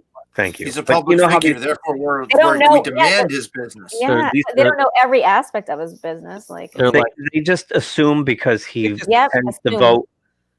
He's never even made his politics known. I mean, he seems to lean conservative, but he did contribute to Tulsi Gabbard's campaign. So I think he's just I think he's an independent moderate who votes for both people from both sides. He votes for who he thinks is right, He's and not pushing it out there. He's not pushing his views. he never out pushes there. his agenda. He keeps to himself. He seems like a really decent dude. His wife is like part Kennedy, part Schwarzenegger. I mean, Exactly. if you don't get any more mixed up than that, Right there, you go. That's someone right in the middle, right? You cut her in half. And you can't be in the middle anymore. It's like you get attacked unless you're. I think we all just need to run to the middle, and we'll hit everything that way, and then we'll go forward. That would be nice. My question is, can you imagine if he says, "Yeah, I love this character, but I don't want my character to be bisexual"? He won't do that. He'll Don't laugh. ever go I mean, that far. if he It's did, a then all of a different sudden, guy. all of a sudden He now, won't be playing Star-Lord at that point anyway. right? But I think what I'm trying to say is like these actors don't have a choice at this point. I guess maybe it's like all of a sudden he's going to be criticized either way. Why would he say anything? What would that? Right, do it's true. Like, Right. But this is for the comic book. This is not for Right. the movie. No, I know. Exactly. But this is clear. Look. Twitter was all over him. I mean, a it month looks ago, right? exactly like him. They draw Thank the you. comic. I know. Yeah, but it looks doesn't like affect that. him really. No. So a month ago, they're all over him on Twitter, and then this happens, right? Mm-hmm. So clearly, the whiny, bratty, Arrested Development comic people, comic creators. I mean, these people are like infantile. Mm. Probably scurried back to their office. Went, I know how we can get back at Chris Pratt. We'll show him. We'll make him gay. And here we are suddenly in issue number 9. He's bisexual. For no reason. It doesn't have anything to do with the story. Has nothing to do with anything. Just out of the blue. Now, it'll be interesting to see, though, if they keep this in the comics through this iteration. See, Guardians of the Galaxy, and Edson can tell you this too, is one of those books that how many times do they cancel it and bring it back? Right. Yeah. Like it seems like it goes up to like issue 12 or 15 and then gets bagged and then they bring it back again. And so like this run could get canceled in 5 or 6 more issues, and then the next iteration he might not be that way anymore. Right. The thing of it is, if you've read any of them, in every single iteration, he's kind of like a womanizer. It's like, of course, yeah, this makes no kind of sense. He's Yeah. like a space James Bond.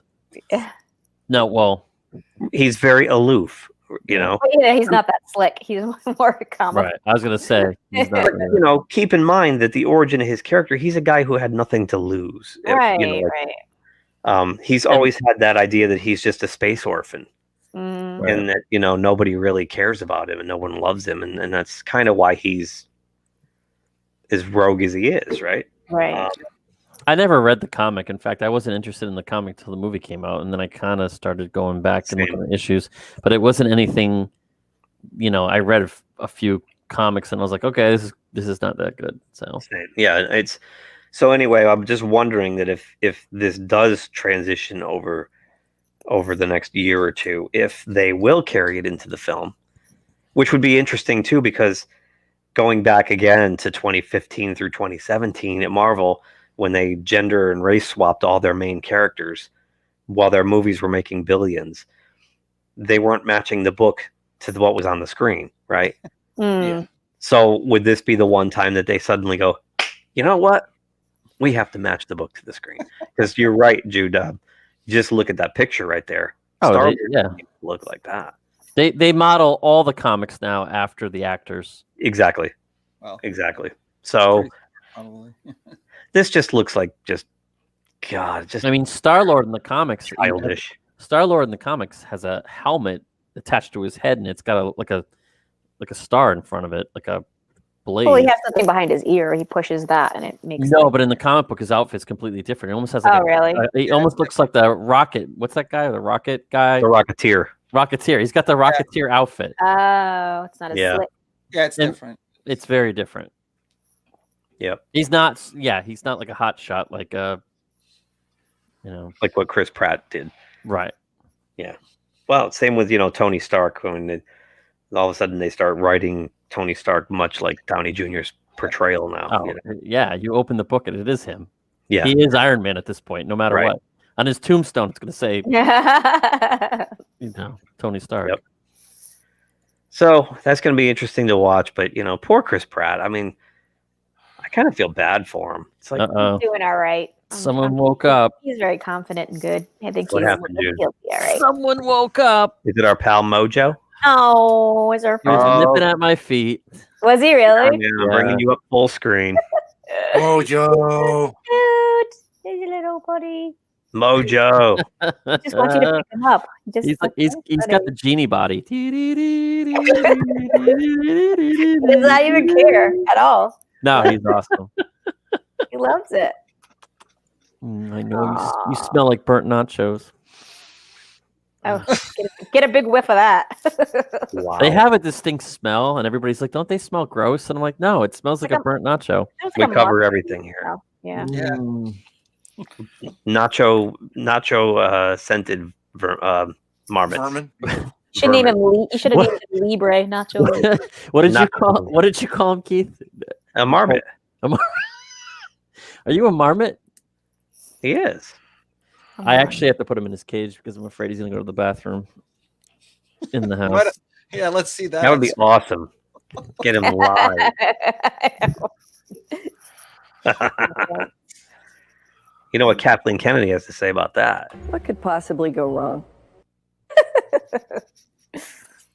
I want to play. My gag got wrecked. What could possibly go wrong? It worked. It went to work. What could possibly go wrong? He knows What could possibly go wrong? around the house. Wait. You guys might be able to see him go potty. Awesome. Oh, Great. boy. Great. Gee. Excellent. Now this is compelling television. Oh, my word. You get it all right here on GeekTime TV. It's Good our boy. potty humor. Good boy. Potty humor. Everybody say, "Good boy, good boy."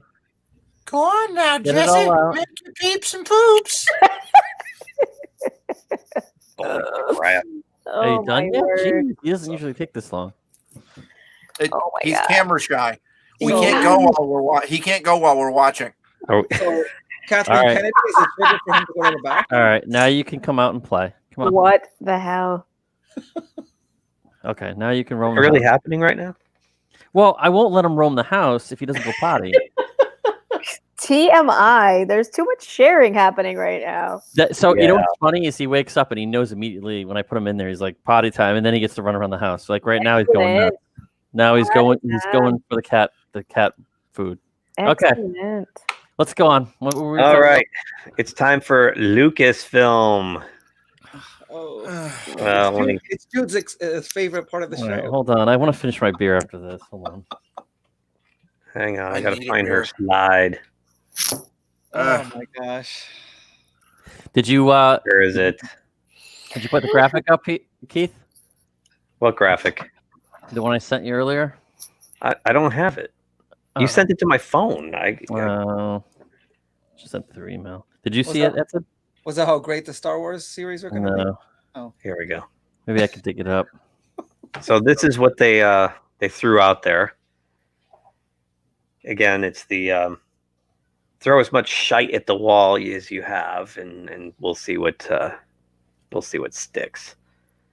I So gotta let's try go to- through them, shall we? Shall we play a game? oh, Pete didn't like it that much, huh? Pete's already out. I know. Okay. I think he said he's getting a beer. Let's Oh, start with the good news. The good news is Jon Favreau and Dave Filoni got 2 more shows coming. They got Rangers of the New Republic. No, dude, that's the Cara Dune show. They might as well call it the Cara Dune show. It's going to be, I definitely will watch it. and I think Bill Burr is going to be in that as well. Oh, I'll That's definitely. funny. yeah, Bill Burr. Bill Burr is Yeah. Bill Burr. He's another one of those people that's always himself. Bill Burr is also hated by the fans. I love Bill Burr. the- Bill Burr's the- awesome. No, he's funny. Yeah, he's good. The Twitterati had their heads exploding on Friday because they had Gina Carano and Bill Burr in the same episode of Mandalorian. They must have been like, That was awesome. And it was a good episode. It was a good episode. and then their other favorite person, Rosario Dawson, who they also want, incinerated, Why? is getting her own show, Ahsoka. Do you really think they needed a good reason for any of this? No, they No, don't. they don't. I know, but what's their lame reason for it? What, for Rosario? Yeah. Isn't her mom? What was? Yeah, we went over that. Her Oh, mom, that's right. Her mom did something. Yeah. yeah. The case was not. It wasn't even dropped. Their lawyer quit and like drop all the charges, all 20 or something like that. And Yeah, and why should she be blamed? she for never it? had to go to court or anything. It was just over with. And and why would never? I don't even want to go. Why would she should be blamed for that? He wasn't eating puppies or something, right? I mean, geez. No, and I don't even understand why her mother would even attack another person of color. And if they did, Might have had a good reason. Who knows? I don't know. that's what I was just gonna say. And if she did, she probably had a reason. That's yeah. So the big thing with the Favreau and Filoni shows, which they should just do a buddy show, Favreau and Filoni. The Rangers and Ahsoka are also going to cross over with Mando. Oh. And so all three shows are going to intermingle, if you will. Right. And this is where it gets cryptic, and we'll come back to it in a little while, because there was no other mention made, but Kathleen Kennedy said it's going to culminate in a climactic event. And that's all she said. Maybe her firing? No, she's not going anywhere. She's not going anywhere. She knows where the bodies are buried. She's not going anywhere. This is where we need Jay. This is where Jay, this would have been such perfect timing with Jay. So here's the Rangers of the New Republic, which is, they're setting it up right now in Mandalorian. We've found out that Cara Dune is a Ranger of the New Republic. Mm-hmm. And she's some marshal of, I forgot the name of the planet she's on. But it looks like, and even Stacey, you're caught up now, so we can actually talk about this, right? It looks like Bill Burr was supposed to go back to prison, but she was like, "Hey, nice, you didn't make it." Right. Yeah. I think she's eyeballing him for a recruit. So okay. This show could be totally awesome. Totally awesome. Think so too. And I think it's a way, because apparently Gina Carano is being eyeballed by the Marvel people, and Favreau and Filoni need her to stay. So by giving her a vehicle of her own, they don't lose her. So, and then there's Ahsoka, which will also be interesting because Ahsoka Tano's cool. Jude, you have her toy, don't you? I do. This is time. Let's solo to Jude real quick so we can see her. Yeah, I even put her on her base so I can get her into some cool action poses. That is cool. I got to get that figure. Is that one of the Black Series figures? It is, but this is the first release, so this is the Rebels release. Okay. Not the show. Not the Mando one, right? But she's definitely a great figure, and she's got a lot of articulation. So for the people who've watched the animated shows and know about this Veil of the Force thing, yep. Apparently this logo tells you that this is the what's the terminology?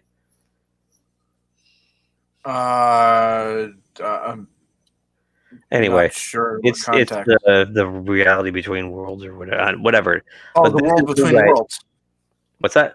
The world between worlds. The world between worlds. That's it. That's what this symbolizes behind her name here. And apparently that might be what Doomcock was talking about all those months ago, that this is going to be the way the shit can, the sequel trilogy. And that'll be your big event, which she didn't say anything about because her trilogy will be erased. Bingo, bango, boombo. I wish I had Bango. Bingo bango. I don't have a no prize to give you, but you just won a no prize. Yeah. No prize. You won an official Marvel no prize because that's what it looks like. Because actually, let me quickly go back to this real quick. See, this is why it's easier to keep everything in one thing. Did you see? Yeah, because it's interesting. All of their series, just about everything here, with very few exceptions, is taking place during the timeline of the Mandalorian, which is post or earlier, which is all post Jedi. None of these shows are look forward shows; they're all look back shows. Exactly. Even the movies, the Rogue Squadron movie, it takes place during the original trilogy. Right. So the Acolyte, Leslie Headland's show, is the only one that might touch on that. but it's also supposed to be set in an alternate universe. So now I heard that show was actually going to be about a young Palpatine. They didn't say anything about that. Ugh, just let it go. So we'll get into that. Let's move on. I sent you a link, Keith, in private, by the way. You did? What'd I you did. send me? Oh, look here. I got stuff here. What's this? It's got to be good if he's already laughing. Oh, is it your logo? Come on. This is taking forever. All right, here we go. I'll pop that up real quick. Jude, This is what I'm looking forward to the most. This is going to be the best one of them all. Star Wars Dead Horse. Yeah, well, it's kind of like that whole thing with the Alien series and whatnot. It's Yeah. do we need to go backward and tell stories that, all you're gonna do, what you really risk is screwing up continuity even more. True. Beating a dead Ahsoka. Yeah, but you know what? They want to sell toys. So I know, and a sucker. Before we go on, Whatever. actually, I want to I put this in here for you. It's just a quick little. I thought this was a cool part of the actual presentation, which, if you watched it, Kathleen Kennedy, man, she was just like, next up we have this, next up we have that. She had, it was like her soul was sucked out of her. Like she, Probably because like her work is going to be erased, and her work is not being acknowledged. She might know where the bodies are buried, but that doesn't mean that they're going to still give her free reign of. She got her one passion project, the Blood and Bones or whatever it was. She got her project. There you go. Go do that and shut up. yeah, Well, I think she's lost control of Star Wars and she's butthurt. And when does Lucas step in? I'm just waiting for him to make an appearance. He's involved. I know, but I want to see him just do SmackDown on some social media. Yeah, I wish. It's just like you guys all fucked it up. You gone fucked it up. I'm back. Yeah. So anyway, I grabbed this bit out of here. It's about the stagecraft technology that they use to do Mandalorian, and it's just a quick little 2.5 minute overview, which I thought was really cool because I know, Stacey, you haven't really seen anything about this yet, so awesome. I'll play that for a few seconds here. A few times in my career, I've had a chance to be part of game-changing technology. Moments when a new way of filmmaking changed the way stories could be told forever. Working with Jon Favreau to create the world of The Mandalorian with our own stagecraft technology has been one of those moments. Stagecraft is a new virtual production tool that utilizes the latest innovations in real-time graphics and massive LED screens that allows us to bring entire locations into a soundstage and photograph them live, telling stories in ways we could only dream of a few years ago. This new collaboration process brings the artists and the crews into a creative partnership with efficiencies that now marry pre-production, production, and post, all in sync to preserve the cinematic culture around a singular artistic vision.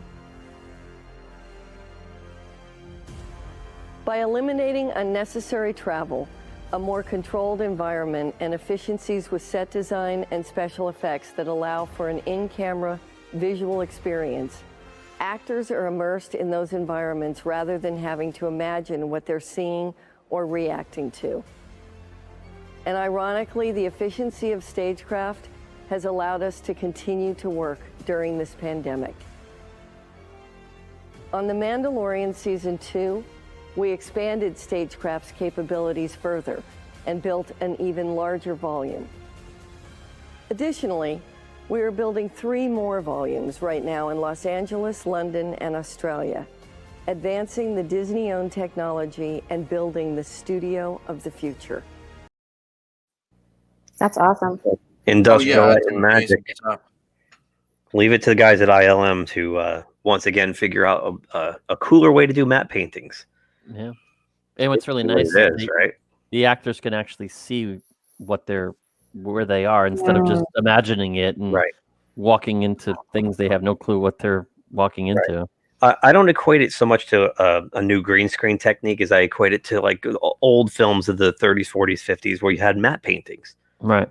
You know, or a cyclorama with a a scene painted on it, and because they could see that and they could react to that.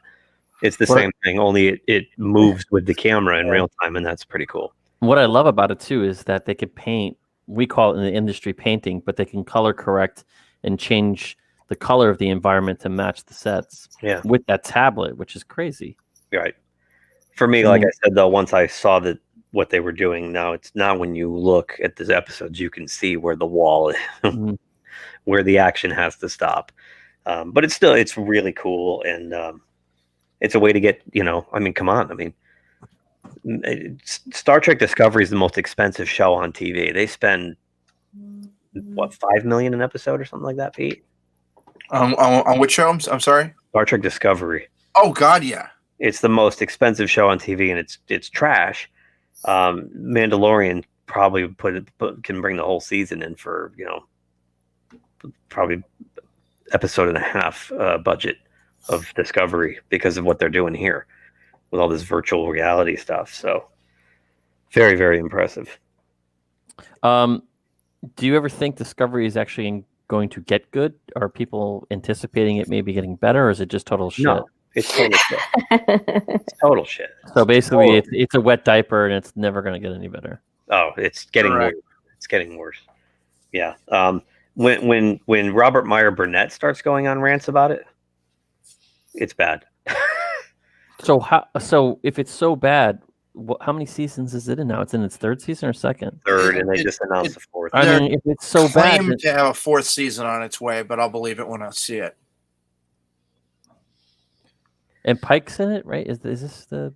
No, they started. Well, he was in because I heard he was likable. People said he was a likable Pike. Yeah, but that's the whole thing too. But it's not really Pike. It's their alternate reality Pike. It's garbage. And we go back and pull out my rants from the summer. The only reason they have to keep flying in these old characters is because they're so creatively bankrupt. They can't do anything with their own characters. So they have to keep bringing, remember this guy? We'll bring in Spock. We'll bring in Pike. We'll bring in Kirk. We'll bring in, just blow it out your ass. So The Acolyte was the next thing announced. That's Leslie Headland's series. And that's going to be, takes place around the final days of the New Republic.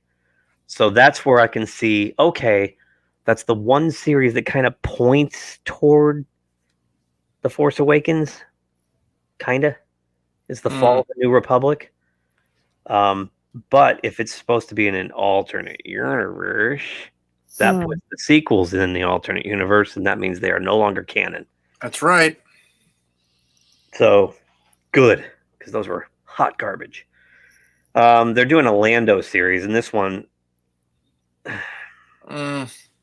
Why? See, this is the thing that, like... He's not a title character. Like, he's not, he's not only that, it's like the Solo movie. It's like, why do we need a series that shows us what Lando did from the day he lost the Millennium Falcon Han Solo to the day he became the administrator at Cloud City? Who cares? Yeah. We don't care. Who cares? We kind of already know how we got there. We don't really need to know. Well, and clearly he had no involvement with the rebellion or no involvement with anything concerning the main thrust of Star Wars, because we know his involvement from Empire Strikes Back and beyond, right? Mm-hmm. So what's the point of this? I want a Lobot series. And apparently I heard both Billy D. Williams and Daniel Glover are in it. So is it going to be told in flashbacks? Is he going to be like old man Lando going, I remember the time? Yeah, like Indiana Jones. Jabba's palace, and yeah, like the Indiana Jones Chronicles. Yeah, that's... I recall back when I was a boy, I just lost the Millennium Falcon to my buddy Han. My question is are these ever going to be pilots? Are they just going to run with it?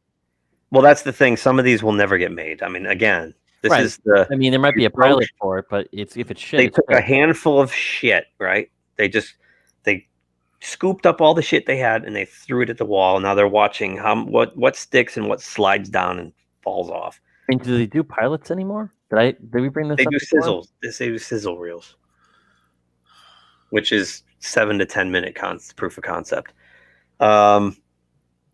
Next up, she talked about this Star Wars Visions, which isn't even on this list, is it? Oh, they left a lot of this off. Star Wars Visions is a series of shorts done by anime studios. So it looks like it's going to be kind of like, did you ever see the Animatrix? Yes. It looks like it's going to be something like that, which could be cool because I There's really like those there's an Animatrix. anime TIE Fighter Yes. short that's out there. Yeah. It's really good. What I liked about the Animatrix is that was the one that took the original movie and then built on the lore, which created the monster that it became. But it was interesting takes on, the lore of the Matrix, and they were like 10-minute vignettes, but all done in a different style, different animation studios. It was really cool. If it's like that, it might be okay. I don't see the purpose, but okay, whatever. Next up was this one here, a droid story. Oh, here's Visions. It's right here, Star Wars Visions. A droid story. It's the wacky adventures of R2 and 3PO. Oh, is it really? As they introduce a new hero droid to canon. Remember in the 80s when they had a wacky R2-D2 and C-3PO cartoon called Droids? Yeah. Yeah, I didn't watch it then either. No. Yeah. Exactly. Who gives a crap? All I can think about when C-3PO and R2-D2 are on there was that really weird PSA about not smoking. R2, you're on fire. Cigarette. No, you're on fire. First, you're on fire. Oh, that's right. That's right. That's right. That's right. That's all. You just gave me nightmares tonight. It was on all the friggin' time. That's hilarious. R2, you're on fire. I'm sorry. Now we'll get into some more of these who gives a crap. So then they talked about Andor, the Cassian Andor show. Here it is right here. If you've never seen the movie Rogue One, you don't even know what I'm talking about. But Cassian Andor was this well-placed piece of cardboard. He had a mustache, and he did stuff, and he talked. And he did stuff. And then he died. The end. But apparently we're getting a 12 episode spy series. They start production in 2 weeks, so this one is real and this will happen. It's being show run by Tony Gilroy, who did the Bourne movies. Okay. So it'll have a great tone to it, because the Bourne movies are, cool spy films. But again, this is like the Lando thing. Do we need a series where we find out what Lando was doing between losing the Falcon and getting a job in Gotham City? No one cares.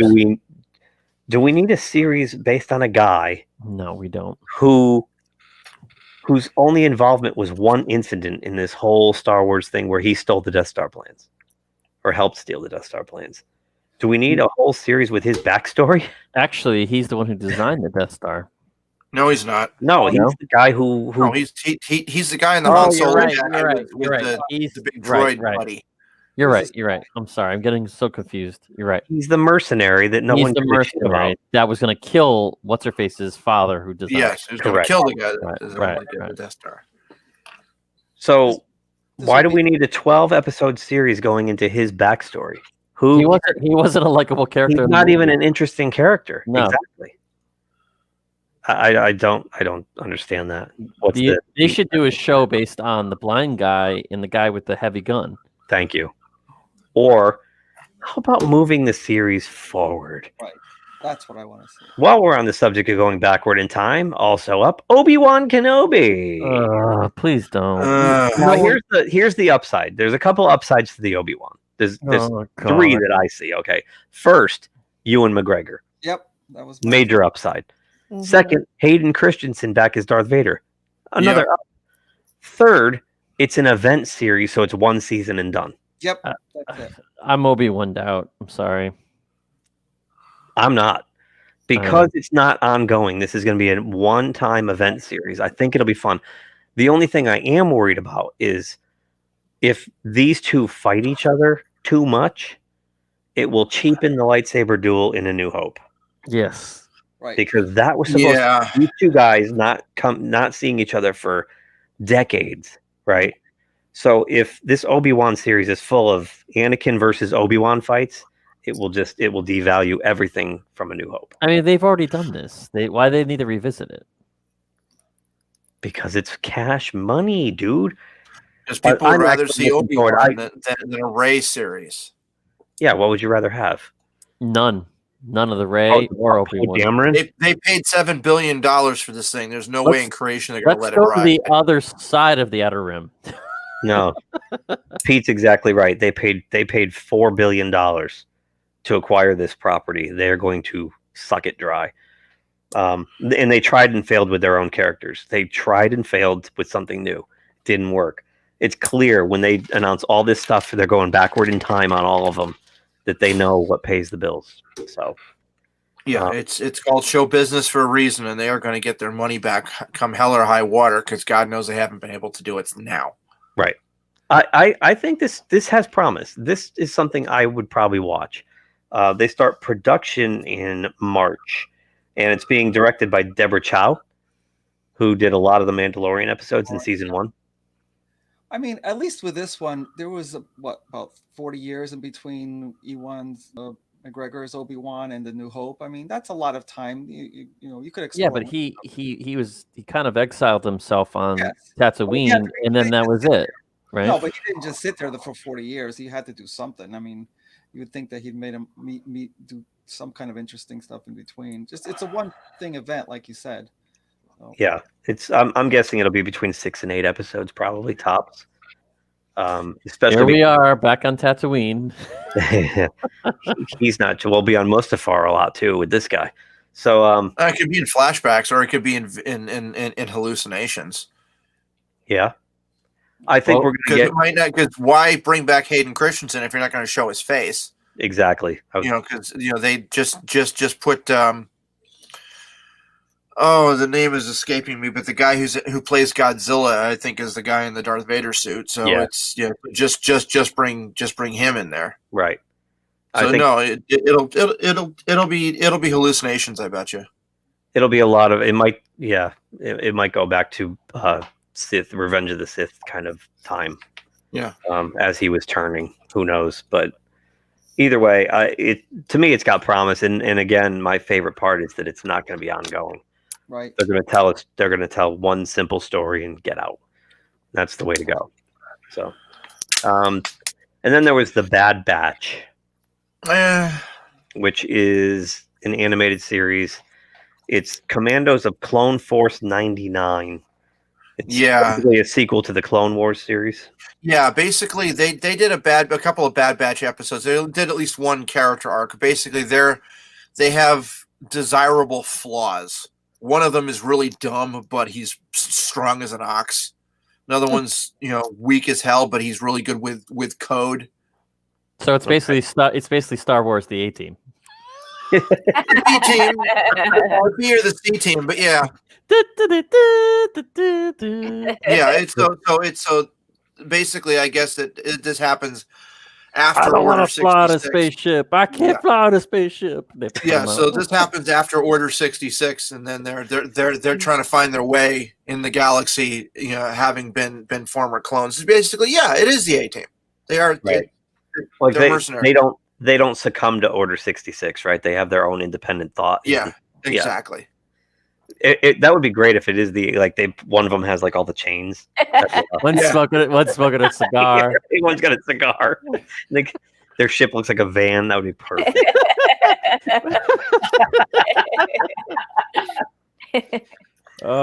Then they did announce some actual theatrical releases. We'll start with Will. Oh no, I'm sorry. Before we get to that, there's Willow. Willow Disney Plus series with Warwick Davis coming back. And Mad Mardigan. I wasn't really a huge Willow fan. Well, here's the thing with Willow. It has two things that was big at the time. Ron Howard directed it, and the story was by George Lucas. So Yeah. that was back then. That was huge, and it wasn't a terrible movie. It was just kind of watered down fantasy for its time. I mean, I think this was in late '80s. Back then, all those movies were like Conan, Beastmaster, Willow. That was the whole era of that. Labyrinth, like all that fantasy sword, sorcery type shit. So, right. I didn't think it was a terrible movie. I actually liked Val Kilmer as Mad Mardigan. I mean, his character was kind of cheesy, but the special effects are fucking horrible now. You watch it, it was rubber mask. Oh yeah, it was terrible. But I don't know. I mean, I like when he kept calling him Peck in the movie. If this is on while I happen to have my temporary subscription open to watch like Obi-Wan or something, or Mandalorian, sadly, they're going to get my money when Rangers, Ahsoka, and Mando are all going at the same time. They got my money. What am I going to tell you? Well, who's doing Willow? The people in charge of it. No, I mean, who's directing? Like, who's the... Yeah, the director of Willow. Oh, the movie. Not Ron Howard. I don't know. They didn't. Yeah. I honestly went, oh, Willow series, whatever. Yeah. Like I said, I might give it a try if I'm watching something else that I'm paying. Yeah, for. I mean, I know there was hardcore fans of the book. I think the book was completely different than the movie, and the book was like, the book was like a trilogy. Oh. Yeah, there was a book series, and the book series has a huge cult following, almost like a Dune following.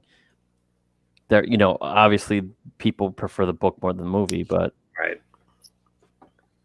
Yeah. So anyway, the next movie announced was Children of Blood and Bone, based on Tomi Adeyemi's New York Times bestselling novel. So that's Kathleen Kennedy's pet project.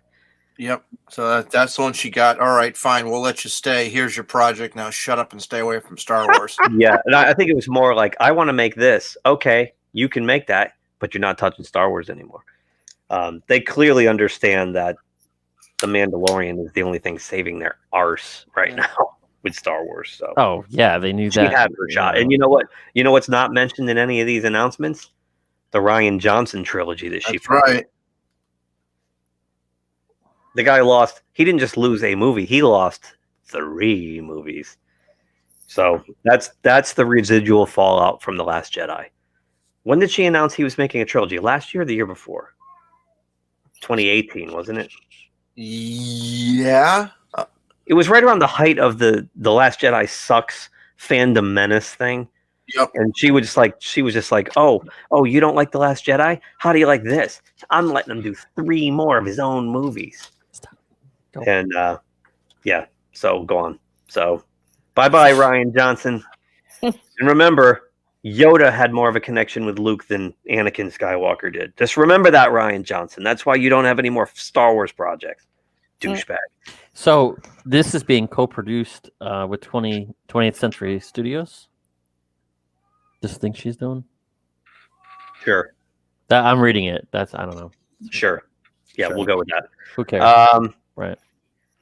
I just wanted to and they're advised to set their coordinates for December 2023. Like theaters will be around. And the next feature film in the Star Wars franchise, Rogue Squadron, to be directed by Patty Jenkins of Wonder Woman. It's funny. Good. Jeremy from Geeks and Gamers said Patty Jenkins was super smart to lock this in before Wonder Woman 84 comes out. Yeah. Because everyone's predicting a massive bomb. So after seeing the preview. Yeah, Stacy. I was like, actually tonight I had an offer to go see it tonight for free in IMAX from AMC with a guest. And I emailed Stacy, I'm like, you want to go? And she's like, that's the night we have Jay on. I'm like, shit. Yeah. And then Stacy wrote back and said, yeah, but I just watched the trailer. It doesn't look that good. Oh my God. I'm like, I was so excited until I watched the trailer. Yeah. The trailers a mixed bag. I'm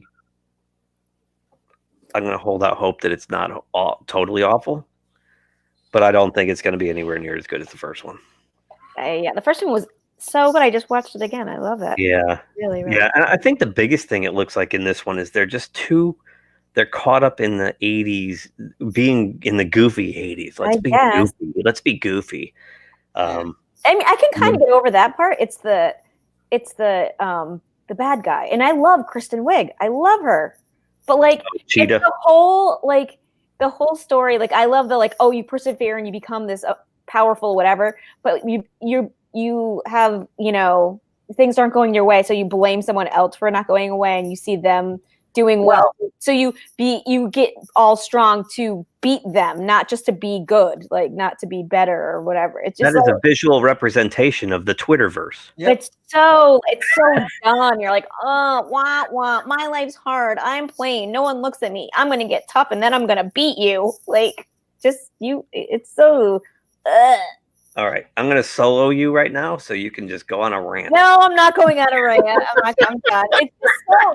I saw that and I was just like, really, like. Wow, you just totally described the culture on Twitter. That's it. Like, I'm a victim. Yeah, if you get overlooked and you're plain and whatever, and you want to go be something else, you go be that. Why do you have to take everyone? Why do you have to take someone else that just maybe Because for 20 years we've been giving people trophies for just showing up.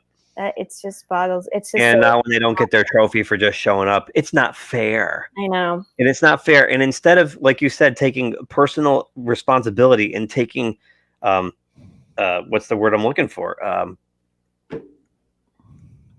Taking personal responsibility and accountability and fixing you. Yes. Just blame everybody else. Yep. And in the process of blaming everybody else, tear them down. Yes, it's an epidemic. It's an epidemic. This is a huge cultural problem. It is. And I saw this coming, and it's back when you met me, when I was working at the college. I was headbutting with my colleagues back then who were buying into participation trophy culture. Mm-hmm. And I kept saying, no, don't do this. You are not doing them any favors. The world's a mean, nasty place. Agreed. Yeah. And I lost that fight a million times over because academia likes to sugarcoat everything.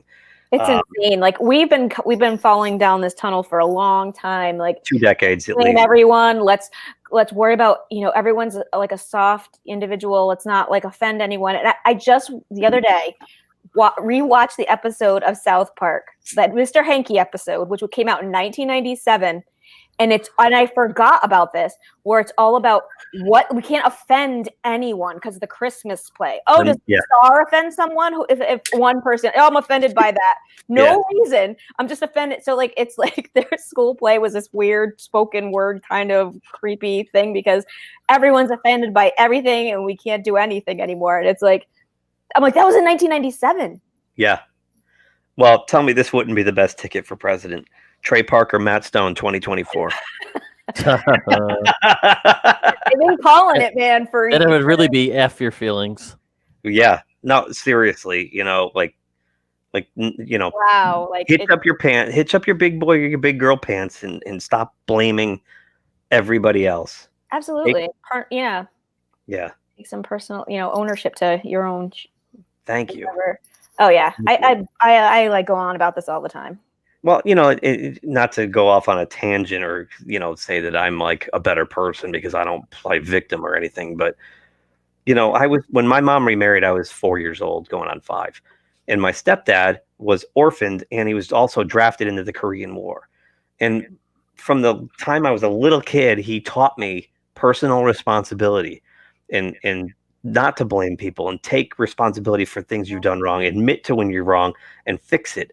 And he taught me how to sew and how to cook and all these things when I was like 10 years old. Yep. Because he said, you can't depend on other people. You have to just be relying on yourself. And he taught me all these valuable lessons that I think are lost these days. It's just everybody's a whiny bitch. It's called adulting.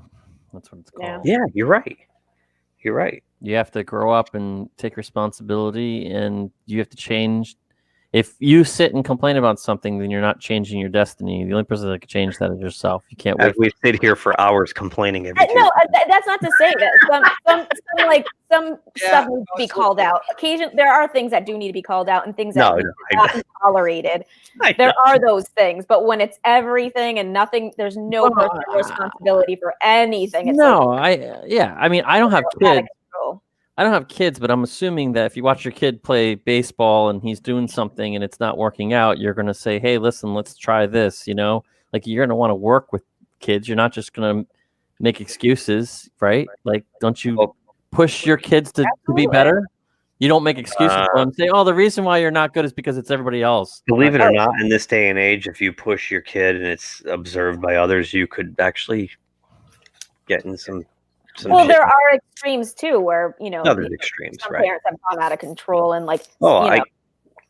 I was coaching youth hockey one year, and it was the learn to skate. They were little kids, 5 years old, 6 years old, learning to skate. And this guy, I ended up being pretty good friends with him down the road, but he was another coach, and his two boys were in his group, and one of them kept falling down, and he started crying, and he started, "You pussy, you!" He started screaming at the kid, and I skated up to the guy, and said, "Hey, whoa, take it easy. He's a little kid. What are you doing? Get the hell away! Don't tell me what to do with my son." And I just went, "Hey, you shouldn't talk to kids like that in front of other kids." Yeah. The guy was one of those. I'm living vicariously through my children. Right. Yeah. There's a balance. There's definitely a balance to it. Here's a quick funny story about that, because we were talking about the Mighty Ducks earlier. We had a Mighty Ducks moment. Our little team ended up playing his team in the championship game the following year, in the very first year of competitive mites. And boy, he coached them to play dirty. They were hitting our kids with their sticks and hitting them over the head. And our kids were like, I want to catch. And me and my brother were coaching. We kept saying, no, we don't play that way. Just play hockey. We'll beat them playing hockey. We won the game 1-0. There you go. That was like, it was awesome. It was like the Mighty Ducks. It was the evil coach with his evil little team. Yep. That's good. And my favorite part of that team was we had this little girl, Melissa, on the team. I remember all her front teeth were missing. Oh, God. She was so cute. And she's sitting there, and she kept going offside. And in hockey, when you go offside, it means you skate over the attacking blue line before the puck. The puck has to cross the blue line first. And she kept doing it. And she'd come back to the bench, and I go, Melissa, can I ask you a quick question? Okay. I said, what's offside? When the puck's not before me, like the puck, I have to wait for the puck to go first. And I said, yes. So why do you keep going offside? I don't know. I'll never forget that. She's adorable. Wow. That was fun. But back to Star Wars. Yes. So Patty Jenkins, Star Wars. Let's see what she does with this. But this is that movie Pete was talking about, where it's a group of new X-Wing pilots we're going to be introduced to and automatically love forever, and we're going to follow their adventures going forward. So, and then there's this one, which I wonder if it could be back to that climactic event with the Mandalorian, the Rangers, and Ahsoka. There's an untitled Star Wars feature film in development by writer-director Taika Waititi. Yeah, he's awesome. I'm a big fan of whatever he does now. Like, I feel like I would definitely give it a chance with that. Kennedy did say that it's going to be really unique and different from anything we've seen. But I wonder if this might be part of that whole climactic event. Maybe he'll deal with the Veil of the Force, because he's got that offbeat auteur mentality. So he might be able to do something really fun with an alternate universe. Yeah, because wacky comedy is exactly what Star Wars needs. He's not all just comedy, though. But he's got a really unique style too, though. I think he'll tell the story. Hey, let's face it. He's dealing with goofy stuff. He might just kind of wink and nod, and who knows? I don't know. That'll be interesting.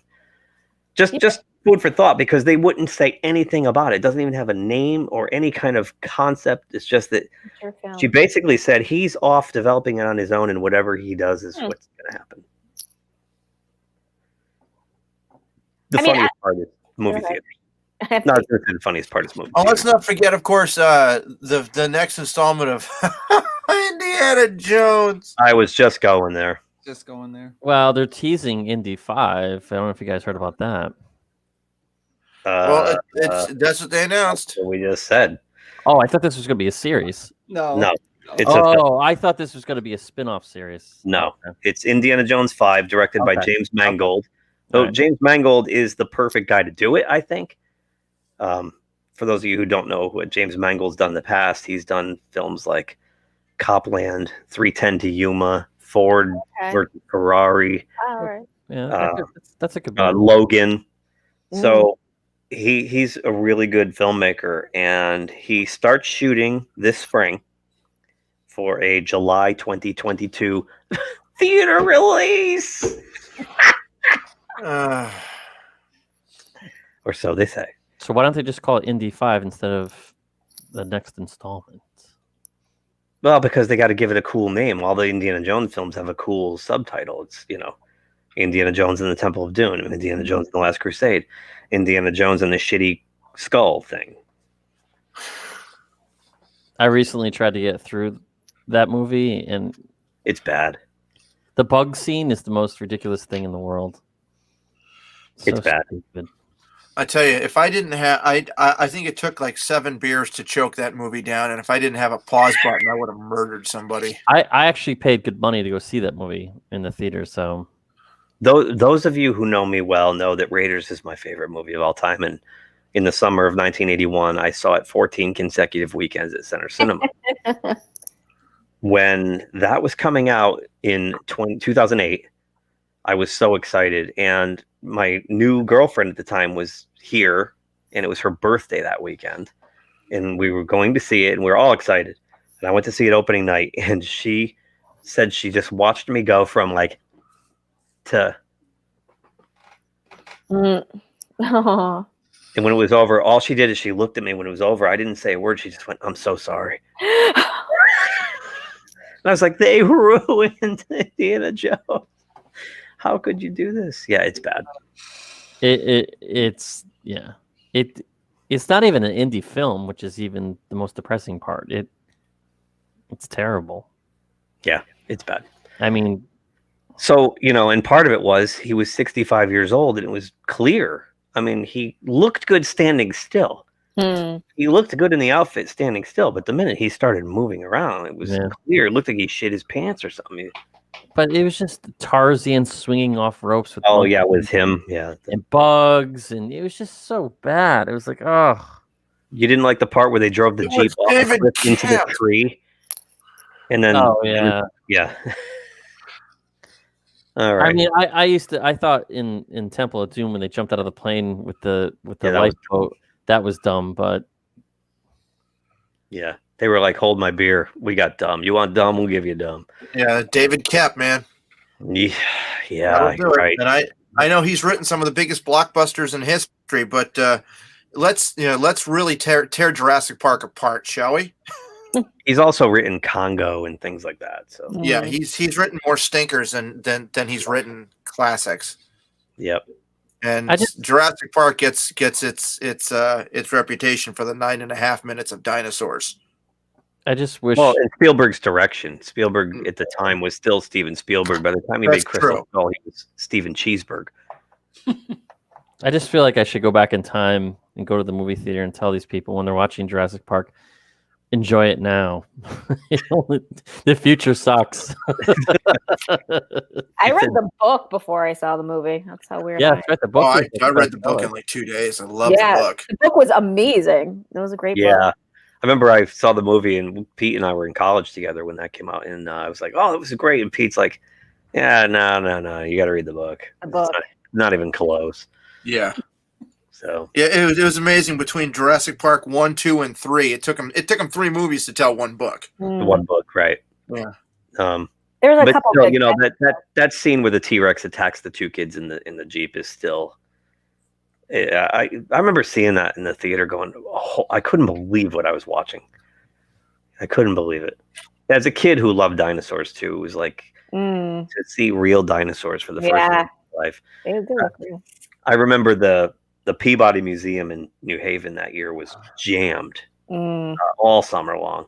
I went down 3 or 4 times, and I remember running into my buddy Joey Aparo there, and he's like, "Oh my God, what are you doing here?" I said, "Well, came down to see the dinosaur bones. You know, what else?" And he's like, "Me too, man." He goes, "I waited my whole life to see real dinosaurs." I finally did. You know, it was amazing. I mean, you could have sworn Spielberg found an island somewhere with dinosaurs on it and made a movie. Yeah. For the time, and it was a huge gamble. That CGI was totally unproven. So right.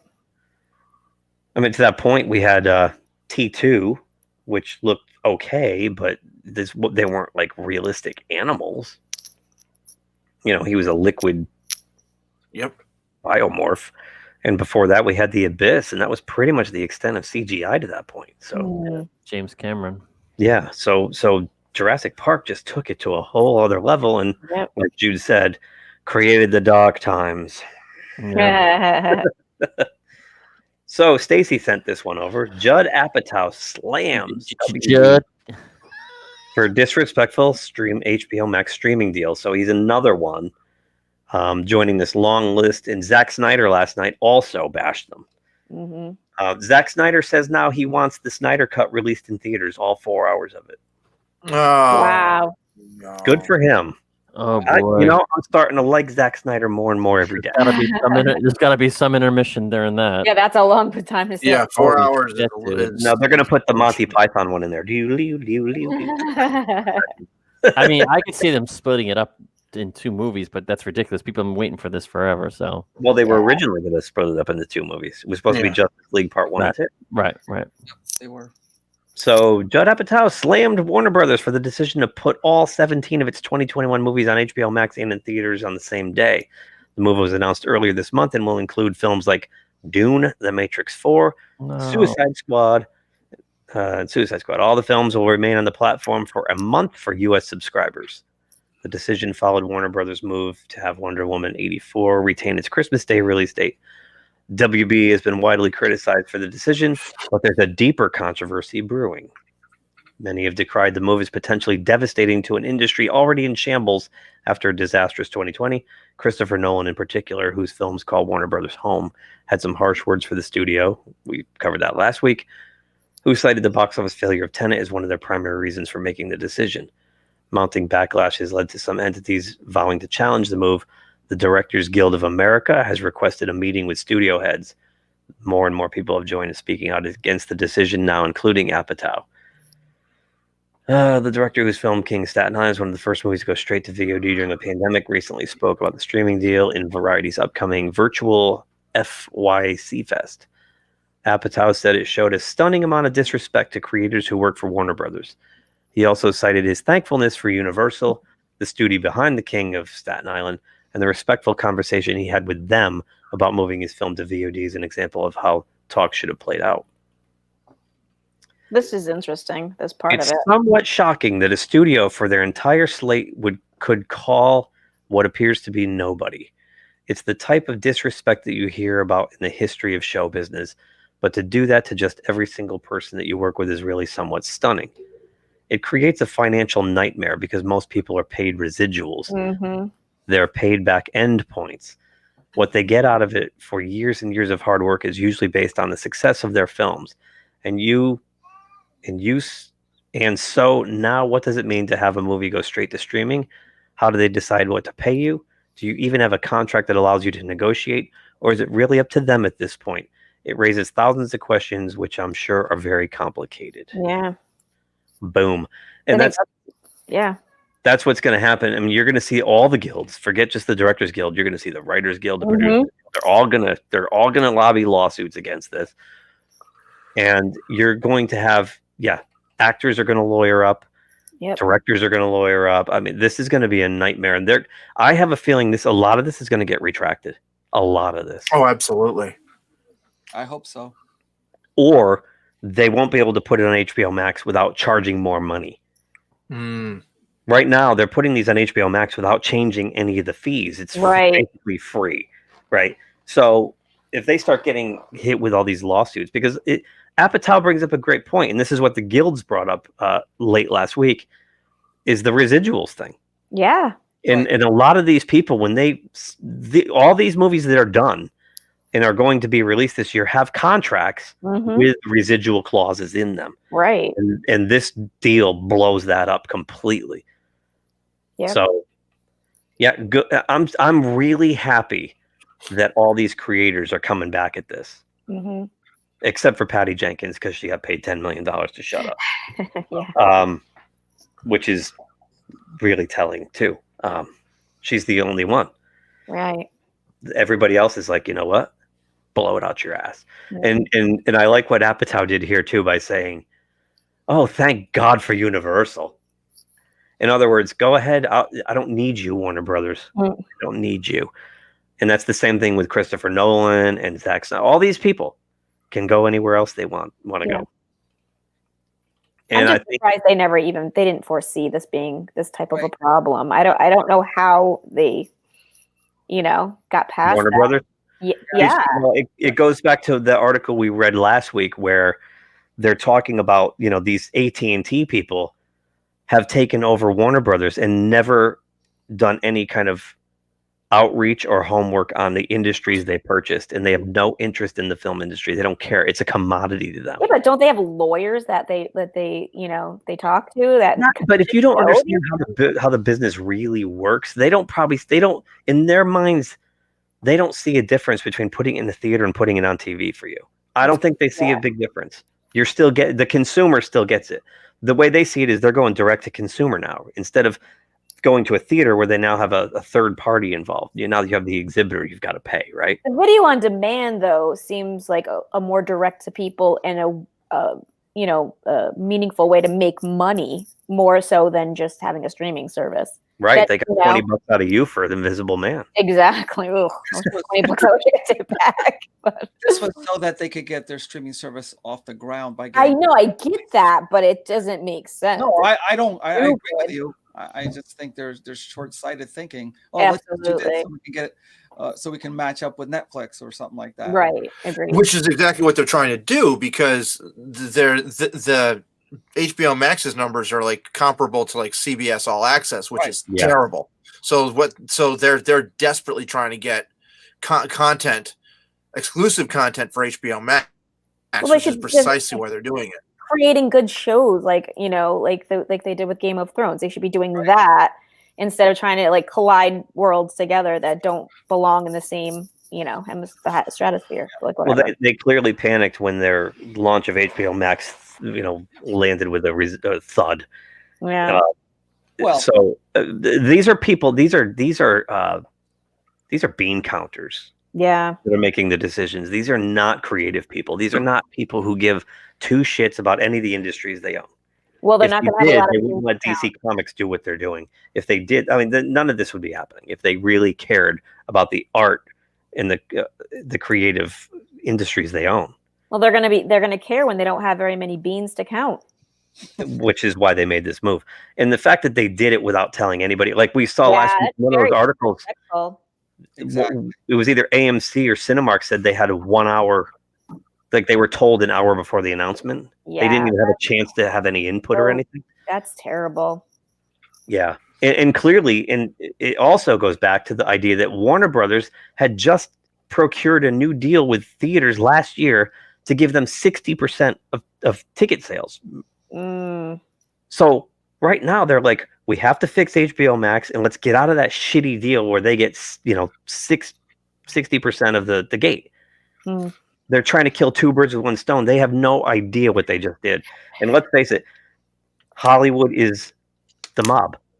Hollywood is the same as the mob, and they just went and kicked the mob in the junk.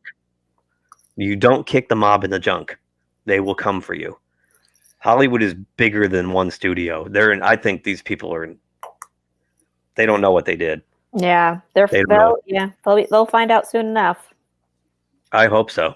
Yeah, I think so. Because things like this make me sad. I know. This is just Now, they've been warning about this all year long. They said they have enough cash reserves to get through the end of the year, and that's it. That's it. I mean, come on, they're offering me free tickets to everything. I got offered free tickets to Frantic or Frenzy or whatever that new, I don't know, whatever. They're just every day I get, oh, come see this for free, come see that for free. Please rent our theater and watch whatever you want. And like it's and I would be taking advantage of these, but they won't sell snacks, and I cannot go there and not eat popcorn. They're so funny It's with just the a popcorn. thing. Yeah. That's not funny, Stacy. You know, the other night I put in a movie and I thought about I didn't have any popcorn here, and I'm like, shit. And I was thinking maybe I should drive down to Mystic and buy that bag. They sell bags of popcorn. Yeah, I was going to buy the giant bag and drive back. So funny. They're so good. They would donate them when we'd have fundraisers in the town for like the school or whatever. They would donate bags of. Oh, maybe it wasn't them. Maybe it was Regal. It's made with real butter. It's so good. It's really good. Yeah. They have good When we popcorn. were at Citizen Kane, Edson, Stacy and Scott went in before me and sat down, and I come walking in and I have this giant bucket Giant popcorn. in this giant soda. And Stacy looks at me and goes, "How old are you?" You look so happy. And so you were I so was happy with happy. your giant soda and your giant popcorn. Oh, it was awesome. Good And then the bucket was so big, I had like another whole serving the next night. Yeah. So AMC theaters looks like, look at this, in no better plane. It looks like they're fucked, according to this article Pretty right much. here. Well, who's like Alex McLeavy of AV Club. Yeah, I know. I thought that was hilarious. I think that's so funny. AMC Theaters is publicly telling anyone who would listen it was in bad shape and running out of cash. Now that day has come, the company states, in the absence of additional liquidity, the company anticipates existing cash resources will be depleted during January 2021. There are several reasons listed. It's the dire situation, delays in films, moving to streaming services. But honestly, there's one reason. It's COVID-19. Yeah. There's one thing that I think that no one's brought up and one person did, and I believe, and I could be wrong, but I think it was Tom Connors from Midnight's Edge brought it up, is that AMC has a large amount of theaters in China and across Europe. Huh. And the Chinese market might bail them out with a loan or something like that, because if the chain goes under, all those theaters in China go away. It's going to be interesting. I mean, there's so many ways this can play out. I mean, let's face it. China is the target market for big action films, and China's the target market for Disney. Is Disney going to bail these people out? No, they have their own problems. But I don't know. I mean, I just Something's going to happen. Yeah. well, what I'm worried about is they're going to look for bailouts from us. Yep. They're going to go to the government and say, we need a bailout to sustain us because let's face it, by April, they'll be doing good business again. I'm confident of that. I think so. Yeah. Oh yeah, absolutely. So they're going to go ask for a bailout for 3 to 6 months. And we're going to pay for that. Us taxpayers will pay to bail these cinemas out. I'd rather bail out the cinemas than the banks. But the studios should be bailing these people out. Agreed. The studios fucked them. Agreed. 100%. They should. And then I think about what Darren Doctorman said on 430 Movie Podcast that, maybe the studios are just waiting until they're devalued to the point where they can swoop in and buy them up cheap and have their own. Well, there was an article, and I can send it to you, that Cinemark, was reported to maybe be interested in operating some of the theaters. But I think that's all. I don't think that's coming to fruition. I think they denied it. Are Cinemark open right now, or did they shut down like Regal did? I'll send you the article. Here. I think Regal did the smartest thing out of all three of these big chains. Because Regal didn't even tempt fate. They shut down and they're like, we're going to just stay closed and not spend a dime until this shit. And we'll open some places back up. I don't think they'll open them all. Yeah. Where AMC was eager to get back in the game. They opened up in May and June in some places. They opened here in the summer. And they've been struggling the whole time. Yeah. I mean, how many? I've gone to like 6 or 7 movies in the theater. And aside from going to see Tenet, which was a sneak preview a week early in an IMAX theater, there were probably 50 or 60 people in that. Oh, wow. But that's like a 400-seat theater. My question, there's been no more than 6 people in any of the movies I've gone to see. Right, but my question is I know we're moviegoers, but for the regular Joe, is it a big difference? That's the problem. I think I don't know. The one I went to. I think that's where they have to play their market. Yeah. You know what I mean? Yeah. I mean, the movie I went to that had probably the most people in it was a lot of older people, and it was Let 'Em Go. And there were probably like 20 people in it. Yeah. And like they were older people mostly. Wow. That was a surprise. That was the only one. Everything else has like 3. I mean, I know kids movies sell really well because parents want to take their kids in the afternoon to see a movie, and it's a good way to get them to not be running around frantic in the house. But if that model's not there, how much of that business is gone? You know, how much? And without selling popcorn, that just really hurts. Oh yeah, I mean, I saw last year actually around this time. I forgot what I saw. I saw that movie with Adam Sandler in it, Something Gems. I'm sorry. Oh, Uncut Gems, yeah. Uncut Gems. What's the matter? I said I'm sorry. Uncut Gems was actually really good. It was awesome. Oh, It was awesome. I have heard good things. Bad about that. reviews. Normally an Adam Sandler movie, like, did you lose a bet? No, it's serious. dude, he was phenomenal. He was so good. The whole movie is just extremely intense because his character's intense. He's such a screw up, yeah. And after the movie's over, it's one of these shock moments. You're like, oh my friggin' god, like, Yes. that really happened. I haven't seen it yet. You need a shower after you watch that movie. Yeah. Really? Yeah. Ooh. But even then, this was in December, around this time, because I remember I went on a date, and it was the first time I went to. Time. What's that? I'm making fun of you. That's probably the last time. I know. Fuck you, COVID. Thank you. I know, poor Jude. I know. Anyway, so I was. They actually have good quality beer in there now. So that was like one thing I thought the movies were starting to do is they're trying to do different gimmicks. You know, I mean, I don't know if some beer's a gimmick, but yeah. And that was right before COVID. You know, it hurts when the theaters make all their money off concessions for the most part. So, you know, even when, you know, they shut down the concessions around here, which to me makes no sense, because if you're allowed to go into a restaurant and sit down and eat, why can't you sit down in a movie theater and eat? That makes everyone's facing forward too. It's not like, and you're not talking. Hopefully. Exactly. You're miles apart. And like I said, I haven't seen more than 6 people in every movie I've gone to except for Tenet. Yeah. Were they also getting in the business of doing the recliners for a while too, where you'd book to get a recliner at a theater or something like that? Like special comfier seats? Mystic, all 3 of the 4 cinemas have recliners. Yeah, most of them have recliners now. Yeah, but you have to get special tickets. All the seats are recliners. Oh, really? Okay. No. They had those ones that would move. They were like that 4D experience ones. Yeah, those ones you had, I think there was a point in time where those were kind of places. I remember back in, it was like 2008 or 9, the cinema near my girlfriend's house in the LA area. We went to see something, me, her, and her son, and we're walking out, and they had this display set up, and this, you know, cheesy sales guy. And he comes up and he goes, "How would you like to experience the next, you know, the future of cinema?" And I was like, okay. And they had the 2 chairs, the recliner kind of chairs. There's the 4D. And we sat down in them, and they had a screen, and they were playing something in front of you. And they're shaking you and throwing you around. And, yeah. What do you think? I said, I think I'd actually throw up. If I'm going to have like my soda and my popcorn and hot dogs, I'm going to puke all over. They're going to throw me around. Yeah, I don't need that. I'm good. Yeah. But it ended up working. They ended up putting those in a lot of places. So. Yeah.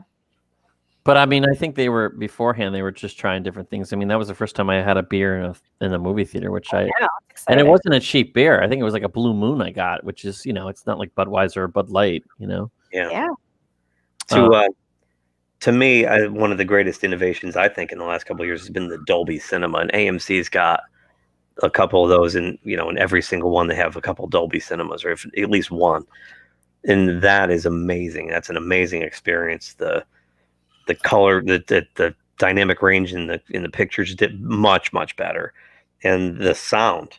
Like, so oh my god, it rattles the teeth out of your head. Everything's shaking and the floor and everything. It's great. You want to hear something funny? When I went to go see A Quiet Place, I was the only person in the theater, and I sat in the center row. And in A Quiet Place, all the sounds you saw that, right? All the sounds, even as subtle as they were just all in different speakers. Oh, So that's you crazy. there, and you'd hear like a rustle here and a rustle in front of you. And being alone in the theater and watching that and having all those sounds around me, it was like this is part of the experience. I would never get to enjoy that at home. Right. Yeah, I mean, I have a good sound system at home, but it's still not the same. No. When I watch something in the theater, the bass and the way it's fine tuned. I mean, they have people that go in there with sound meters and they measure the white noises and they tune the theaters. That's crazy. And then the mixes are made for these theaters, and it's just, and they're punchy. No one talked about that, and a couple of these directors have talked about. They're like, we work meticulously on the soundtracks for these boxes that you go to see them in, and it's costing a lot of people work. This is a war. This is a war. So we knew it was coming, and then to further exasperate us, they're like, yeah, we know you hate it to begin with, but now we're going to charge you more money. Yeah. Money. Yeah, Disney threw down the gauntlet with a slate of remarkable programming on Disney Plus, plus some eye-popping subscriber numbers and forecasts. Again, I think there's some fuzzy math on those numbers. Fans of Disney Plus will have roughly 10 new series from Marvel, but they got to pay for it. So I'm curious to know if these people understand if you do this, it's going to go the way the music industry went. People are going to just find something online, like a Spotify, or not a Spotify, but a Napster, and just start watching this shit for free. Right. I mean, once it's on the internet, once it gets to China. That's how the music industry collapsed, because people were like, screw this. Why should I spend $15-20 and just download it off the internet? This is interesting. Disney is increasing its content budget. Is a big deal for the whole industry, including Netflix. This is like when they're stockpiling weapons in the 80s. It is effectively raising the bar to compete. If Disney needs to spend $14 billion to $16 billion on content, then Netflix needs to spend over $20 billion to achieve the same subscriber scale globally. So it's going to end up a cable bill. Yeah. Right? Yeah. Yep. Like, I'm canceling Saturday morning. I'm going to cancel Disney Plus because my Mando's done. Friday night, it's over. I don't need it anymore. I'm not going to pay $8 a month to wait for season 3 of Mandalorian. Like, that's the problem, is that you want to watch one thing or two things on each one of these streaming platforms. It's a disaster. I have to say, the Disney Plus thing, I think it's kind of cool. They have all the Marvel Universe movies like in order of the timeline, which is kind of fun for me. Like I have them all on Blu-ray, so I don't need that. I have the Star Wars films. I don't need anything. Not a lot of people do, though. No, I mean, people that don't. But again, you're losing out on quality. I know. I think for the casual viewer, it's fine. They don't care. No, they don't care. Exactly. It looks good enough to them. Like, most of them are watching it on this anyway. Mm-hmm. So, yeah. So this is going to be interesting, but I know I already got a notice from Netflix that it's going up on the 17th, which is Thursday? Jeez. It's going up $1 a month or $2 a month. Netflix is included in my cable. Nice. Which I pay a lot of money for because cable. I don't watch much Netflix. I really don't. It's my go-to. That's the first thing I do. I mean, all the Star Treks are on there. That's like my guilty pleasure before bed. I have all the Star Treks on disc. No, I know, but it's just easy to sit there on the couch, like, half asleep, just, Right. Do I need to pay them $15 a month for stuff I have on disc? Yeah. Well, there's new stuff that comes out. There is, but I don't I don't watch much of it. Yeah, that's what. Yeah, I only have so much time, and I think the good thing about Netflix is that their series shows are quality shows. Like The Queen's Gambit was a quality show. I watched it twice, And the cinematography in that movie was amazing. In the costumes and it was just shot well. It looked good. I mean, they do a good job with some of their stuff. They're definitely not slacking just to push stuff. Right. Right. Let me quickly shift gears as we wind this down, but this just came in. I just got a notification from Bounding Into Comics. They're going to kill off. That's Which I heard a rumor that they were going to like have a digital Chadwick Boseman and kill him. I figure Or they're going to do like what they did with Carrie Fisher in the StarArs movies. They'll find footage of her that wasn't used, and Right. you know, makes sense. Yeah, it's sad though. So we have to relive the Black Panther dying again. Well, it's sad I don't that see anything about. Let's see, Marvel Studios is creating a digital double for Chadwick Boseman. I hear they're making a Chadwick Boseman digital double that's looking very lifelike until it doesn't. Exactly. I was going to say the same. that's what they said about friggin' Tarkin, and now he looks terrible. You mean the plastic face didn't sell you? Oh, dude. Charming. Even the Princess Leia, dude, when she turns. Yeah. at Oh, the end, that was You're just like, oh. Well, because at least they left Tarkin in the shadows.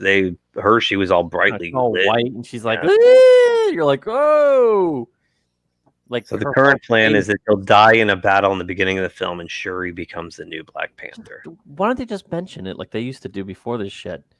And this came from Grace Randolph, so she's right more than she's wrong. So You can't find creative ways. You just actually have to show it. they could just say, he went on vacation and never came back. They could just say that, like Richie Cunningham's older brother. He just goes upstairs and never comes back down. He was only in the first couple episodes. So he's on a farm. We took him to a farm. Oh. That's right. Yes. So that sucks. That just sucks. Yeah, I mean Either way, that hit home for Black me. Panther. That guy was just awesome in everything. Yeah, he awesome was in and everything. Yep. Yeah. And he was gone way too early. Way too fucking early. Yeah, such a. And notice how he just everything was kept like it was his. He didn't like show it off as a victim of anything. Yeah. It's like you never even knew something was wrong until the very end. It's Who like, knew for 4 years he was dying and he was still out there making these movies? Yeah. Insane. Well, the cast knew. They just never. Everybody. We didn't know. The public didn't know. They didn't know he was stage 4 terminal. I don't think. I don't know. What a shame. So much. What an amazing talent. He would have. He would Absolutely. definitely had a career as Black Panther. I mean, it would have been like any other Marvel character for an The actor. first thing I saw him in was 42, where he played Jackie Robinson. oh yeah. Yeah. And just from that point on, like everything he was in is like, this guy is so good. Yeah, he was legit. It's just sad to me though too, because I don't know. He was I mean, only 43 years old too. Right. In a way, it would have been cool to not cool, but you could have had John Boyega or John David Washington or somebody step in. Yeah. And they would have done a great job, I think. I mean, Richard Harris died after the first 2 Harry Potter movies, and they didn't write Dumbledore out of it. They recast him and moved on. You got to. Yeah. The show must that go you've on. given an entire group a hero to look up to. Now you're going to take him away. Yeah, but would you? But like Dumbledore wasn't Harry Potter. If Daniel Radcliffe had died after the second Harry Potter, Oh, they would have kept it going. I had heard at one point that the kids were negotiating for more money, and Rowling said there's more child actors. Oh, really? Yeah. The audience, I think, would have gotten over it. The show must go on, and I think you're right, Pete. I mean, the movie itself was pretty average and pedestrian. Yeah, but I mean, the impact it had on society when you saw all the tons of little kids of every race and creed wearing Black Panther costumes. Oh, yeah. Exactly. Yeah, they went absolutely bananas for it, and it would now you've given them a hero, and sorry kids, Black Panther's going away now. Right. Right, and they're gonna kill them all, and that might be traumatic. Just killing him. I seem to remember being rather traumatized when they killed Optimus Prime. I was fucking traumatized. Yes. Not as traumatized as when Megatron changed his gender. I was traumatized the first like 5 minutes of the Transformer movie. Yeah, when they start killing all blowing people away. I was like, wait a second, I have that action figure. You just I was them. too naive to realize that it was a giant toy commercial and they needed to sell new toys. Yep. Right. Exactly. So the Rotten Tomatoes scores came, and look, let's face it, Rotten Tomatoes is in the back pocket of the studios. Yeah, they are now. Yeah. No, all the critics on here. I mean, it's hilarious. Let me look at this. And I'm not saying it's bad. We haven't seen it. We don't know, but I find it hard to believe that it's a 94. Yeah, that's pretty. And it's been happening a lot lately. Like Cuties is another example where the critic score was like, what was it, 98 or something like that? Or 93? Yeah. Yeah. And the audience score was 3. When you have that kind of disparage, when it's ratio that bad, like, come on. Usually it goes the other way, where like Rotten Tomatoes may not give it a good score, but people. Not lately. It's because if these people want to keep getting there, they get sent these giant boxes full of goodies from the studio. So all these people who have put in their reviews on Wonder Woman 84 have probably gotten a nice care package from WB with, a Wonder Woman blanket and a snow globe and all kinds of shit in there. So you're saying these critics have like no integrity. A lot of them don't. Basically. A lot of them don't. And if you hunt on YouTube, there's YouTubers who are, considered critics who get these care packages and they show you what they get. They open them up and they show you what comes in. And basically if you badmouth the film, then that bye-bye. You're crossed off that list. Yeah, the guys over at Ain't It Cool News are the same way. Basically, as long as they get presents. Exactly. Oh my God, this movie is the most amazing thing on the fucking planet. But the second oh yeah. Yeah. That's where I get all my movie reviews for Red Letter. That's why I tend to look at the audience score. I look at the audience score usually. That's yeah. My theory about this movie is it's going to be just as fun as the first one. It's just going to be a fun movie. I don't know. I hope so. I'm not. I don't wish it to not be. I really. No, I think it's going to be entertaining no matter what. And I'll be honest, it's the best. I think it's the best character they have right now for the. I mean, I don't think her. DC, how are they bringing what's his face back though? I don't know. That seems weird to me. It's a comic book movie. Nobody dies. She wishes him back into existence. Apparently, the MacGuffin is some device that allows you to have whatever your heart wants the most. Well, are you joking? No, I'm not. Oh. Well, if we want, we can do a Sunday showing, which is December 27th at the Mystic Luxury Cinemas. I'm going to be there on Christmas Day, I think. Oh, you're going on the 25th? Jeez. Well, I can't go visit my daughter because of the stupid COOF restrictions out there. So what am I going to do? I know. I was thinking about doing that too, but we're going to my sister. So you all want to go see it on the 25th? I mean, I could be available, but maybe. Like an evening showing, maybe. Yeah. So it's at 8:40 is the latest. Yeah, I might do that. We'll see. That's still 10 days away. Then we could do a group review. Yeah. Do a special episode. We should stream our live reactions from the theater. Yeah. There you go. So, yeah, we'll see.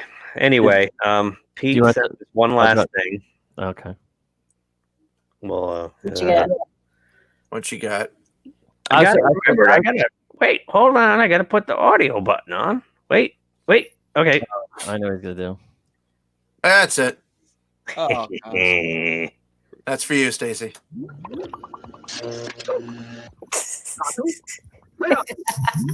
Artu, you're on fire. Artu, you're on fire. R2-D2, you found a cigarette. Well, smoking is grown up at all. Because it's very dangerous. Smoking does dreadful things to your lungs. Really bad for your heart. Well, I know I don't have one, but humans do, and I think we should set a good example. Well done, R2. Oh, hello. All the time. You know smoking is bad for your health, and it isn't grown up at all. So please, don't smoke. It was on all the time. Oh, yes, it was. All the time. It's funny because I told my 18-year-old about this, and he's like, he can't stand C-3PO. He's like, I would think it would make you want to smoke. He's like, if I watched that, I would want to smoke because R2 was cool and C-3PO was annoying. So Suck on this goldenrod. he should have done the other way around or something. Nice. So funny. Oh my God. I must have seen that thing a million times, that PSA. Crazy. Yeah. It's what's crazier is just watching that and remembering back when that was on. It's like, oh my God. Yeah. It's hard to believe that something I saw as a kid is still part of the zeitgeist. No All these kidding. years later, It's yeah, that's craziness. yeah. Wow. Well, thanks for sharing. I'm glad you- Yeah, thanks, Pete. That was a good one. It was So- playing in my mind. Well, there you go. Do apologize. We heavy on Star Wars today, and we didn't have our Star Wars guy. We really want to apologize for not having Jay. We're gonna have to reschedule. His internet collapsed on him for some reason. He actually did show up. Technically, we just couldn't get him. Oh, yeah, no, he We actually couldn't get him to tried beam everything. in. We couldn't get him to permanently beam in. Beam in. Yeah. Worked on Star Trek. Yeah. So bummer. So we'll reschedule him, and The Wrath of Jay. Got to make sure he's got better internet wherever he lives out in the town, out in the woods, and that's probably part of the reason. But who knows? But he said this. I mean, this afternoon it was flawless. But Yeah, well, I guess like when I said you and I tested when I was going to be on location. Everything worked, including the videos. Unfortunately, when it came time for this, I couldn't watch anything. Right. But isn't that just the way of technology? At Yep. the last minute, it always fails. Yep. Yep. It works perfect, and then the day of, boom. The double-edged sword of being live. You have no control over the periphery. So. All right. I think it's time to wrap this puppy up and put it to bed. Mm-hmm. Indeed. Boy, we went way into that Disney Investor Day. Yeah, we did. But it had to be done. I mean, all those announcements, and from just two companies for the most part. But yeah. We should do a gamble on how many of the shows are actually going to make it. Well, yeah, well, we should do that, or a year from now, pull this episode up and see what's where we changed. are. Yeah. So I mean, I don't have any stock invested in the company, but I don't either. All right, let's take a quick trip around the horn. What's everybody watching, reading, listening to? We'll start with you, Judah Buddha. I actually haven't been watching too much, to be honest with you. I know that I actually no, that's not true. I did watch Home Alone yesterday, the first and second one. Hey, Bubba. That's because cool. it's in Christmas spirit, so you might as It well is. watch something that's in the holiday spirit. And I haven't watched Home Alone in a while, so I have not watched a single Christmas movie yet this year. I have to. I usually do, but this year, yeah, I don't know. It puts you Pedro. in a good spirit. Sorry. Go ahead. Oh, Judah. wow. Yes. No. I've been watching the Toys That Made Us. Oh, I love that show. Yeah, I've only recently gotten into the Netflix, caught up to Netflix. So I'm here. I am in the 21st century. Huzzah! And so so I got caught up with Stranger Things. I'm on the Toys That Made Us, and I'm selectively going through that series. But that's definitely a good show. Those are sensational. And they have the movies that made us as a sister series. Yeah. And Oh, now they nice. have the holiday movies that made us. Oh, Yeah. fantastic! Yeah. He-Man. If you have to watch any of those, the He-Man one's the greatest because they had. I got halfway through that one today. Oh, it's so funny. They just made this shit up as the toys were being released. They had no Yep, back. yeah. How there's like, oh, didn't we tell you there's a comic book that goes with it? Oh, didn't we tell you there's a cartoon? Yeah. Yeah. They just made this crap up, and people believe there was a whole story. Oh, it's funny the stories like that Danny O'Neill told us that, when he was doing stuff like that with the Transformers. Danny O'Neill named Optimus Prime. Did he? Yep. Yeah. Yes, he did. Yeah. Wow. Yeah. Yeah, Same which- thing. They just threw a bunch of toy robots at him. They said, "Oh, We make something up. We got nothing. The toy company. Yeah, originally He-Man was supposed to be Conan, but they couldn't get the rights, so then they made the figure, and they're like, okay, we have this figure, we got to do something with it, and they're like, just made a story around it. They're all interesting. It's really what a great series, and I forgot the guy's name who does them.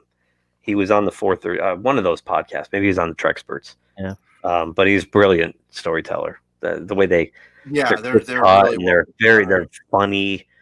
I'm guessing you watched the Star Wars toys first. Star Wars. I actually watched Transformers first, then the Star Wars. Then have you seen the Star Trek one yet? Oh, I didn't know that there was a Star Trek one yet. No. The Teenage Mutant Ninja Turtle one's pretty good too. There's a reason why they don't have tails. That's right. It looks like they're pooping. No. They're little cloaca. Yeah, it would look like a third leg if you know what I mean. They put it originally on the figure, and they're like, "Yeah, no." That's funny. Star Trek one, your ab muscles will hurt from laughing so much. Yeah, because basically with the Star Trek one is they would slap Star Trek on any toy. Oh yeah, the helmet with the fucking helmet with the helmet with the siren on top. That's right. Oh my god. Yeah, it's great. Yeah, it's definitely worth a watch, and I think they do a bunch of other ones. Barbie, and they do what was the horse? Hello Kitty. Yeah, like My Little Pony. I'm not overly interested. No, those are believe it or not, they're all mega interesting. Really? Okay. Yeah, they are. I did the same thing you did. I selectively watched the ones I would, and then I watched them all.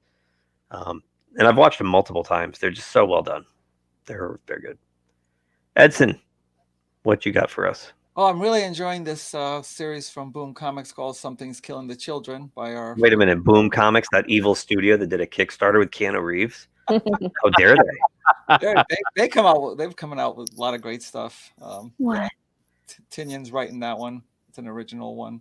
And also the other day I was keep going back to watch Twilight Zone on Netflix, and I realized they don't have the fourth season there, and I'm like, oh wait, I have Blu-ray, so let me start watching the fourth season. And you guys ever watched that one where the guy who's taking care of the wax figures that are all serial killers from the past? Does that? No, I haven't seen that one yet. Okay, No. And he winds up like.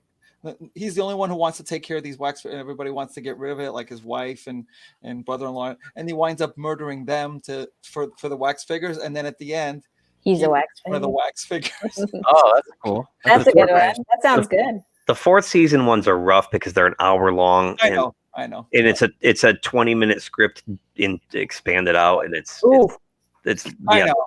They're paced so. Once in a while, I just watch it, but yeah, me too. I've watched probably half of them. But every time I make the determination to finish season 4, the lure of the other seasons pulls me. I'd rather watch the classics than sit through these long, dull. That's why it's only one season. Yeah. Rod Serling was like, no, we go back or I'm done. So, Stacey, what do you have? Well, of course, I've caught up to the most recent episode of The Mandalorian, which I love, obsessed. So I knew I was gonna love it. I knew it, but as soon as I got my Fire Stick, I was like, okay, let's do this. It was awesome. So, but also I've been there's 2 more episodes left of the season, but I really like his Dark Materials on HBO. Okay. Like I never saw The Golden Compass, and I don't know if you guys are familiar with that at all, but it's fun. It's kind of a kind of a fantasy world, kind of a realmy thing, It's good. So you didn't watch the episode with Bill Burr yet? I did. Oh, you did. So there's only one. There's only there's 2 one episodes with Bill Burr. No, but there's 2 more episodes of his Dark Materials.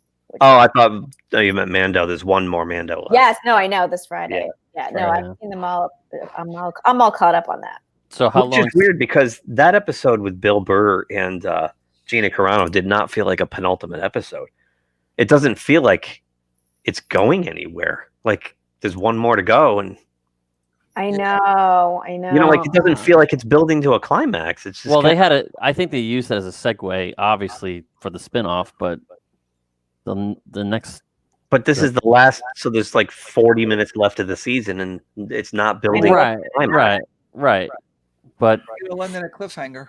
Yeah, Well, they have. They're going to build up for the next season, which is going to leave you on a cliffhanger, pretty much. I read a really unsettling theory of the future with Baby Yoda. Let's hear it. Well, share it with us. Well, there's just different. Basically, it's kind of the way they've alluded to his connection with the Mandalorian and how the whole problem with Darth Vader, Anakin being connected to another person and how that led him to the dark side and, all this other thing and how it can, there's a potential for him This to. is a hell child, is what you're saying? Yeah, this is all this stuff that he's done that seems kind of quirky little baby stuff, but to think that he's really 50 and he was trained for a time, where in there is specific things with blue butterflies and the in touch with the Force and all this stuff, and I was I hope that it doesn't go that way. Do you think when he was throwing the stormtroopers around that it might have been a little bit more of a dark side thing? Yeah. Or eating the eggs? Exactly. No, really. Ahsoka. That was the theory that I read about today. So the big said something about him being kind of dark, right? Didn't she say that? Yeah, that he. Yeah, he and that's Yeah. I don't like that idea, but well, the fan theories out there is that Luke Skywalker is going to be in the last show. He's going to make an appearance, but it's not going to be obviously Hamill. It's going to be. It should be Sebastian Stan. Right. It looks just like him. Because and there's another theory that the Mandalorian will be cut out in place of and put Boba Fett kind of. Yeah, I read that one. Yep. Yeah, get rid of Pedro Pascal and replace him with Boba Fett. Yeah, you mean Bulbous Fett or Boba Fett? Yeah, Dad bod. Dad bod Boba. Yeah. Boy. Hey, he's old. I know, but he was in Aquaman. He didn't look that bad. I didn't think he looked bad. Oh, maybe he got COVID. Oh, he's got his bellies hanging out, man. I know he looked ridiculous. That the chest plate stops and his stomach protrudes from under. Did you ever see that guy that dresses up as Tron? He's this overweight dude with a beard. Yeah. Kind of reminded me of that. Yeah. The Tron guy. He looked like a bad cosplayer at one of the cons. He totally did. He did. And I did hate how they painted it up all perfect this week. His armor should be all beat up. Nice. It was Yeah, but it wasn't even shiny. It was matte. That made it look even more cosplayery. It should be all beat up. That's the whole point. That's how it was when he pulled it out of the ship. Well, right, because the whole thing, even Boba Fett in the original trilogy, his arm was wrecked up. Yeah. Because the whole point is they want to show that they're tough and they've been through these wars and. Yeah, that was kind of weird. I mean, I like it looked nice, but it's why? Why would it wouldn't be that way? So on the way to that planet, they stopped to spray paint his. let's get a fresh coat on this thing. Yeah, exactly. But now I think I got to get rid of this thing if he's evil. No, he's not though. I bet you they'll do he'll turn back to the light. Who knows? We'll see. Yeah. Poor Grogu. I would like to know how Boba Fett got out of the Sarlacc pit, but why? Word has it that Jawas dragged him out for his armor. Well, Jude, send in a treatment to Disney Plus, and they'll give you an 8-episode series. Boba Fett and the Sarlacc. Getting out. Yeah, just getting out. We'll spend a whole season on that. You just do a one panel where it just spits them out. Right. They'll put anything on Disney Plus, as long as it's the original trilogy. If Luke Skywalker makes an appearance, though, I hope they do it right. So, speaking of Sebastian Stan, real quick, he was cast to play Tommy Lee this week. Nice. They're doing a film, a Tommy Lee Pamela Anderson biopic. Oh my! Like Sid and Nancy, kind of like a Sid and Nancy thing. Probably. I read that and went, "Why?" I don't need that. Doesn't need to go in my head. I don't. No, that's just rag crap. So, anyway, I haven't been watching much, but I did watch a couple of movies this weekend. One, it left me scratching my head, man. It was called Venom. I want. Made, go ahead. It made almost $1 billion worldwide. Well, Yeah. And it's trash. It's just generic junk. I couldn't understand what it was about. Because everybody loves Venom. The CGI was terrible too. It was just not good. The characters were cartoony and stupid. The motivations were awful. Like nothing made. It was just dumb.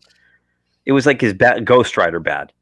It was Ghost Rider bad, and somehow it made almost $1 billion. And they're going to do a second one because they queued up Carnage, didn't they? Yeah, Woody Harrelson with Woody Harrelson looked like Sideshow Bob. He's in jail and he's got this red wig that's like he looked like Sideshow Bob from The Simpsons. Why? That's hilarious. And he's Cletus Cassidy and he's going to be Carnage, and who cares? I like Tom Hardy though. He's another one of my favorites. Oh, I love Tom Hardy. He was the best part of the movie. The whole movie sucked. Michelle Williams is wooden, and her motivation's stupid. Like, he gets her fired from her job, so she leaves him. Like, they're about to get married, and she leaves him over her job. Like, first of all, who does that? Yeah. And then she's dating another guy like months later, and they're moved in together. And, it was just the typical down and out. I'm down and out.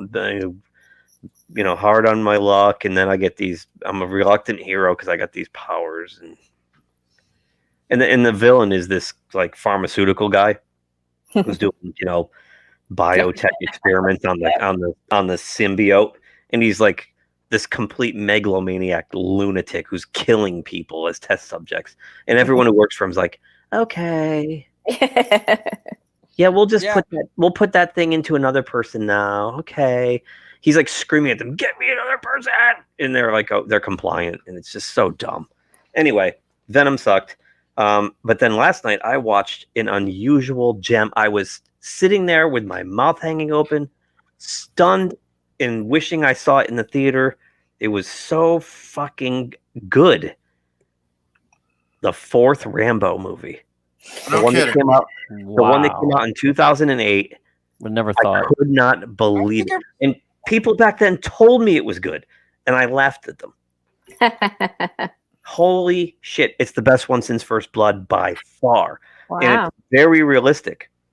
Like, no more blood squibs. People get shot, they don't have the blood squibs. No, these people, like, their legs get sawed in half, their heads explode. I was watching some of the bonus features, and they had these soldiers and stuff saying that's exactly what happens when you get hit with a 50 millimeter. You get sawed in half. It was the goriest, it was really grounded. Like, he wasn't like Superman, like, in the other Rambos where he goes and beats the entire Afghan army by himself. It wasn't like that. Wasn't like that at all. I was stunned. And Stallone was like 60 when he made it, and he looks freaking awesome. Gosh, So, I gotta watch yeah. that. Oh, it's so good. I haven't watched the last one yet, but I was stunned. Another one? Jeez. Stunned at how good Rambo 4 was. Wow. So if you get a chance to watch that, I highly recommend it. Floored. So good. Yeah, I skipped over that a few times when it. Yeah, I mean, you just figure, oh, come on, still old Stallone, old Rambo. Who wants to watch that crap? Yeah. Especially Rambo 2 and Rambo 3 are dumb. Rambo Blood was really the only good one until now. Yeah, I mean, and even then, the Rambo movies never did it for me. I don't know why. I just never. I really loved liked it. First Blood. I saw that. That was the summer Wrath of Khan was out. And I remember my friend Colin was like, let's get tickets to Wrath of Khan and sneak into First Blood because it was rated R. And we did that, and I was like, this movie's awesome. I heard there's actually a longer ending scene for the first Rambo. that Yeah, they he cut committed out. suicide. Oh, does he? Is that what it was? Yeah, he kills himself. I thought there was a longer dialogue between. There him. is, and then he kills himself. Oh fuck! So like the whole Rambo franchise would have died right there. Can't bring him back to life. He's not a comic book hero. Right. Yeah. So, all right, gang. I guess Well, that's it's it. good. Yep, it was good to see 3 everybody. and a half hours today. Yep. And and it's You a were shame- worried we didn't have enough content. Yeah, and it's a shame that Jay didn't make it fully on the show, It but does suck that Jay didn't make it. we always have next week. We do. Look, I even put Moss Eisley as already. Which is going to be a holiday week, so yeah, next week. You could follow us on the socials at the GeekTime Net. That's the Twitter, the Faceplant, and the Instagrams. We are on all of them, and we will be definitely repimping Jay when we figure out how to get him back on here and when he's available to come back on here. You can also check out our website, geektimenetwork.com. We have a Geek Time Radio episode dropping this week, so that'll be fun. I forgot what the topics are, but I'm sure Pete, you were part of that one. What did we discuss? I know that one of the topics was the honeymooners. We already had that's on the last show. Last one, okay. Because we recorded two of them at the same time. So. Right. No, I don't remember. I don't remember. It was a while ago. Either way, we have a new radio show dropping this week, so check out Geek Time Radio. We're in what, 14 countries? Yes, we are. 14 countries, and yeah, we just went past 1,000 downloads. So thank you, listeners. That's awesome. Yes. That's awesome, guys. It is awesome. Let's get to 1,500, please. We're slowly gaining momentum with both the YouTube channel and the radio show. So. Very nice. All right. For Judah, Pete, Edson, and Stacy, I would be Mr. Cara-Dune. Who's going to say it? See you next Tuesday. If you like this video, please subscribe to the channel. If you subscribe, make sure you click the little bell icon to be notified anytime someone from our show drops new content here. Thanks for watching, and we'll talk to you soon. Say, kids, what time is that?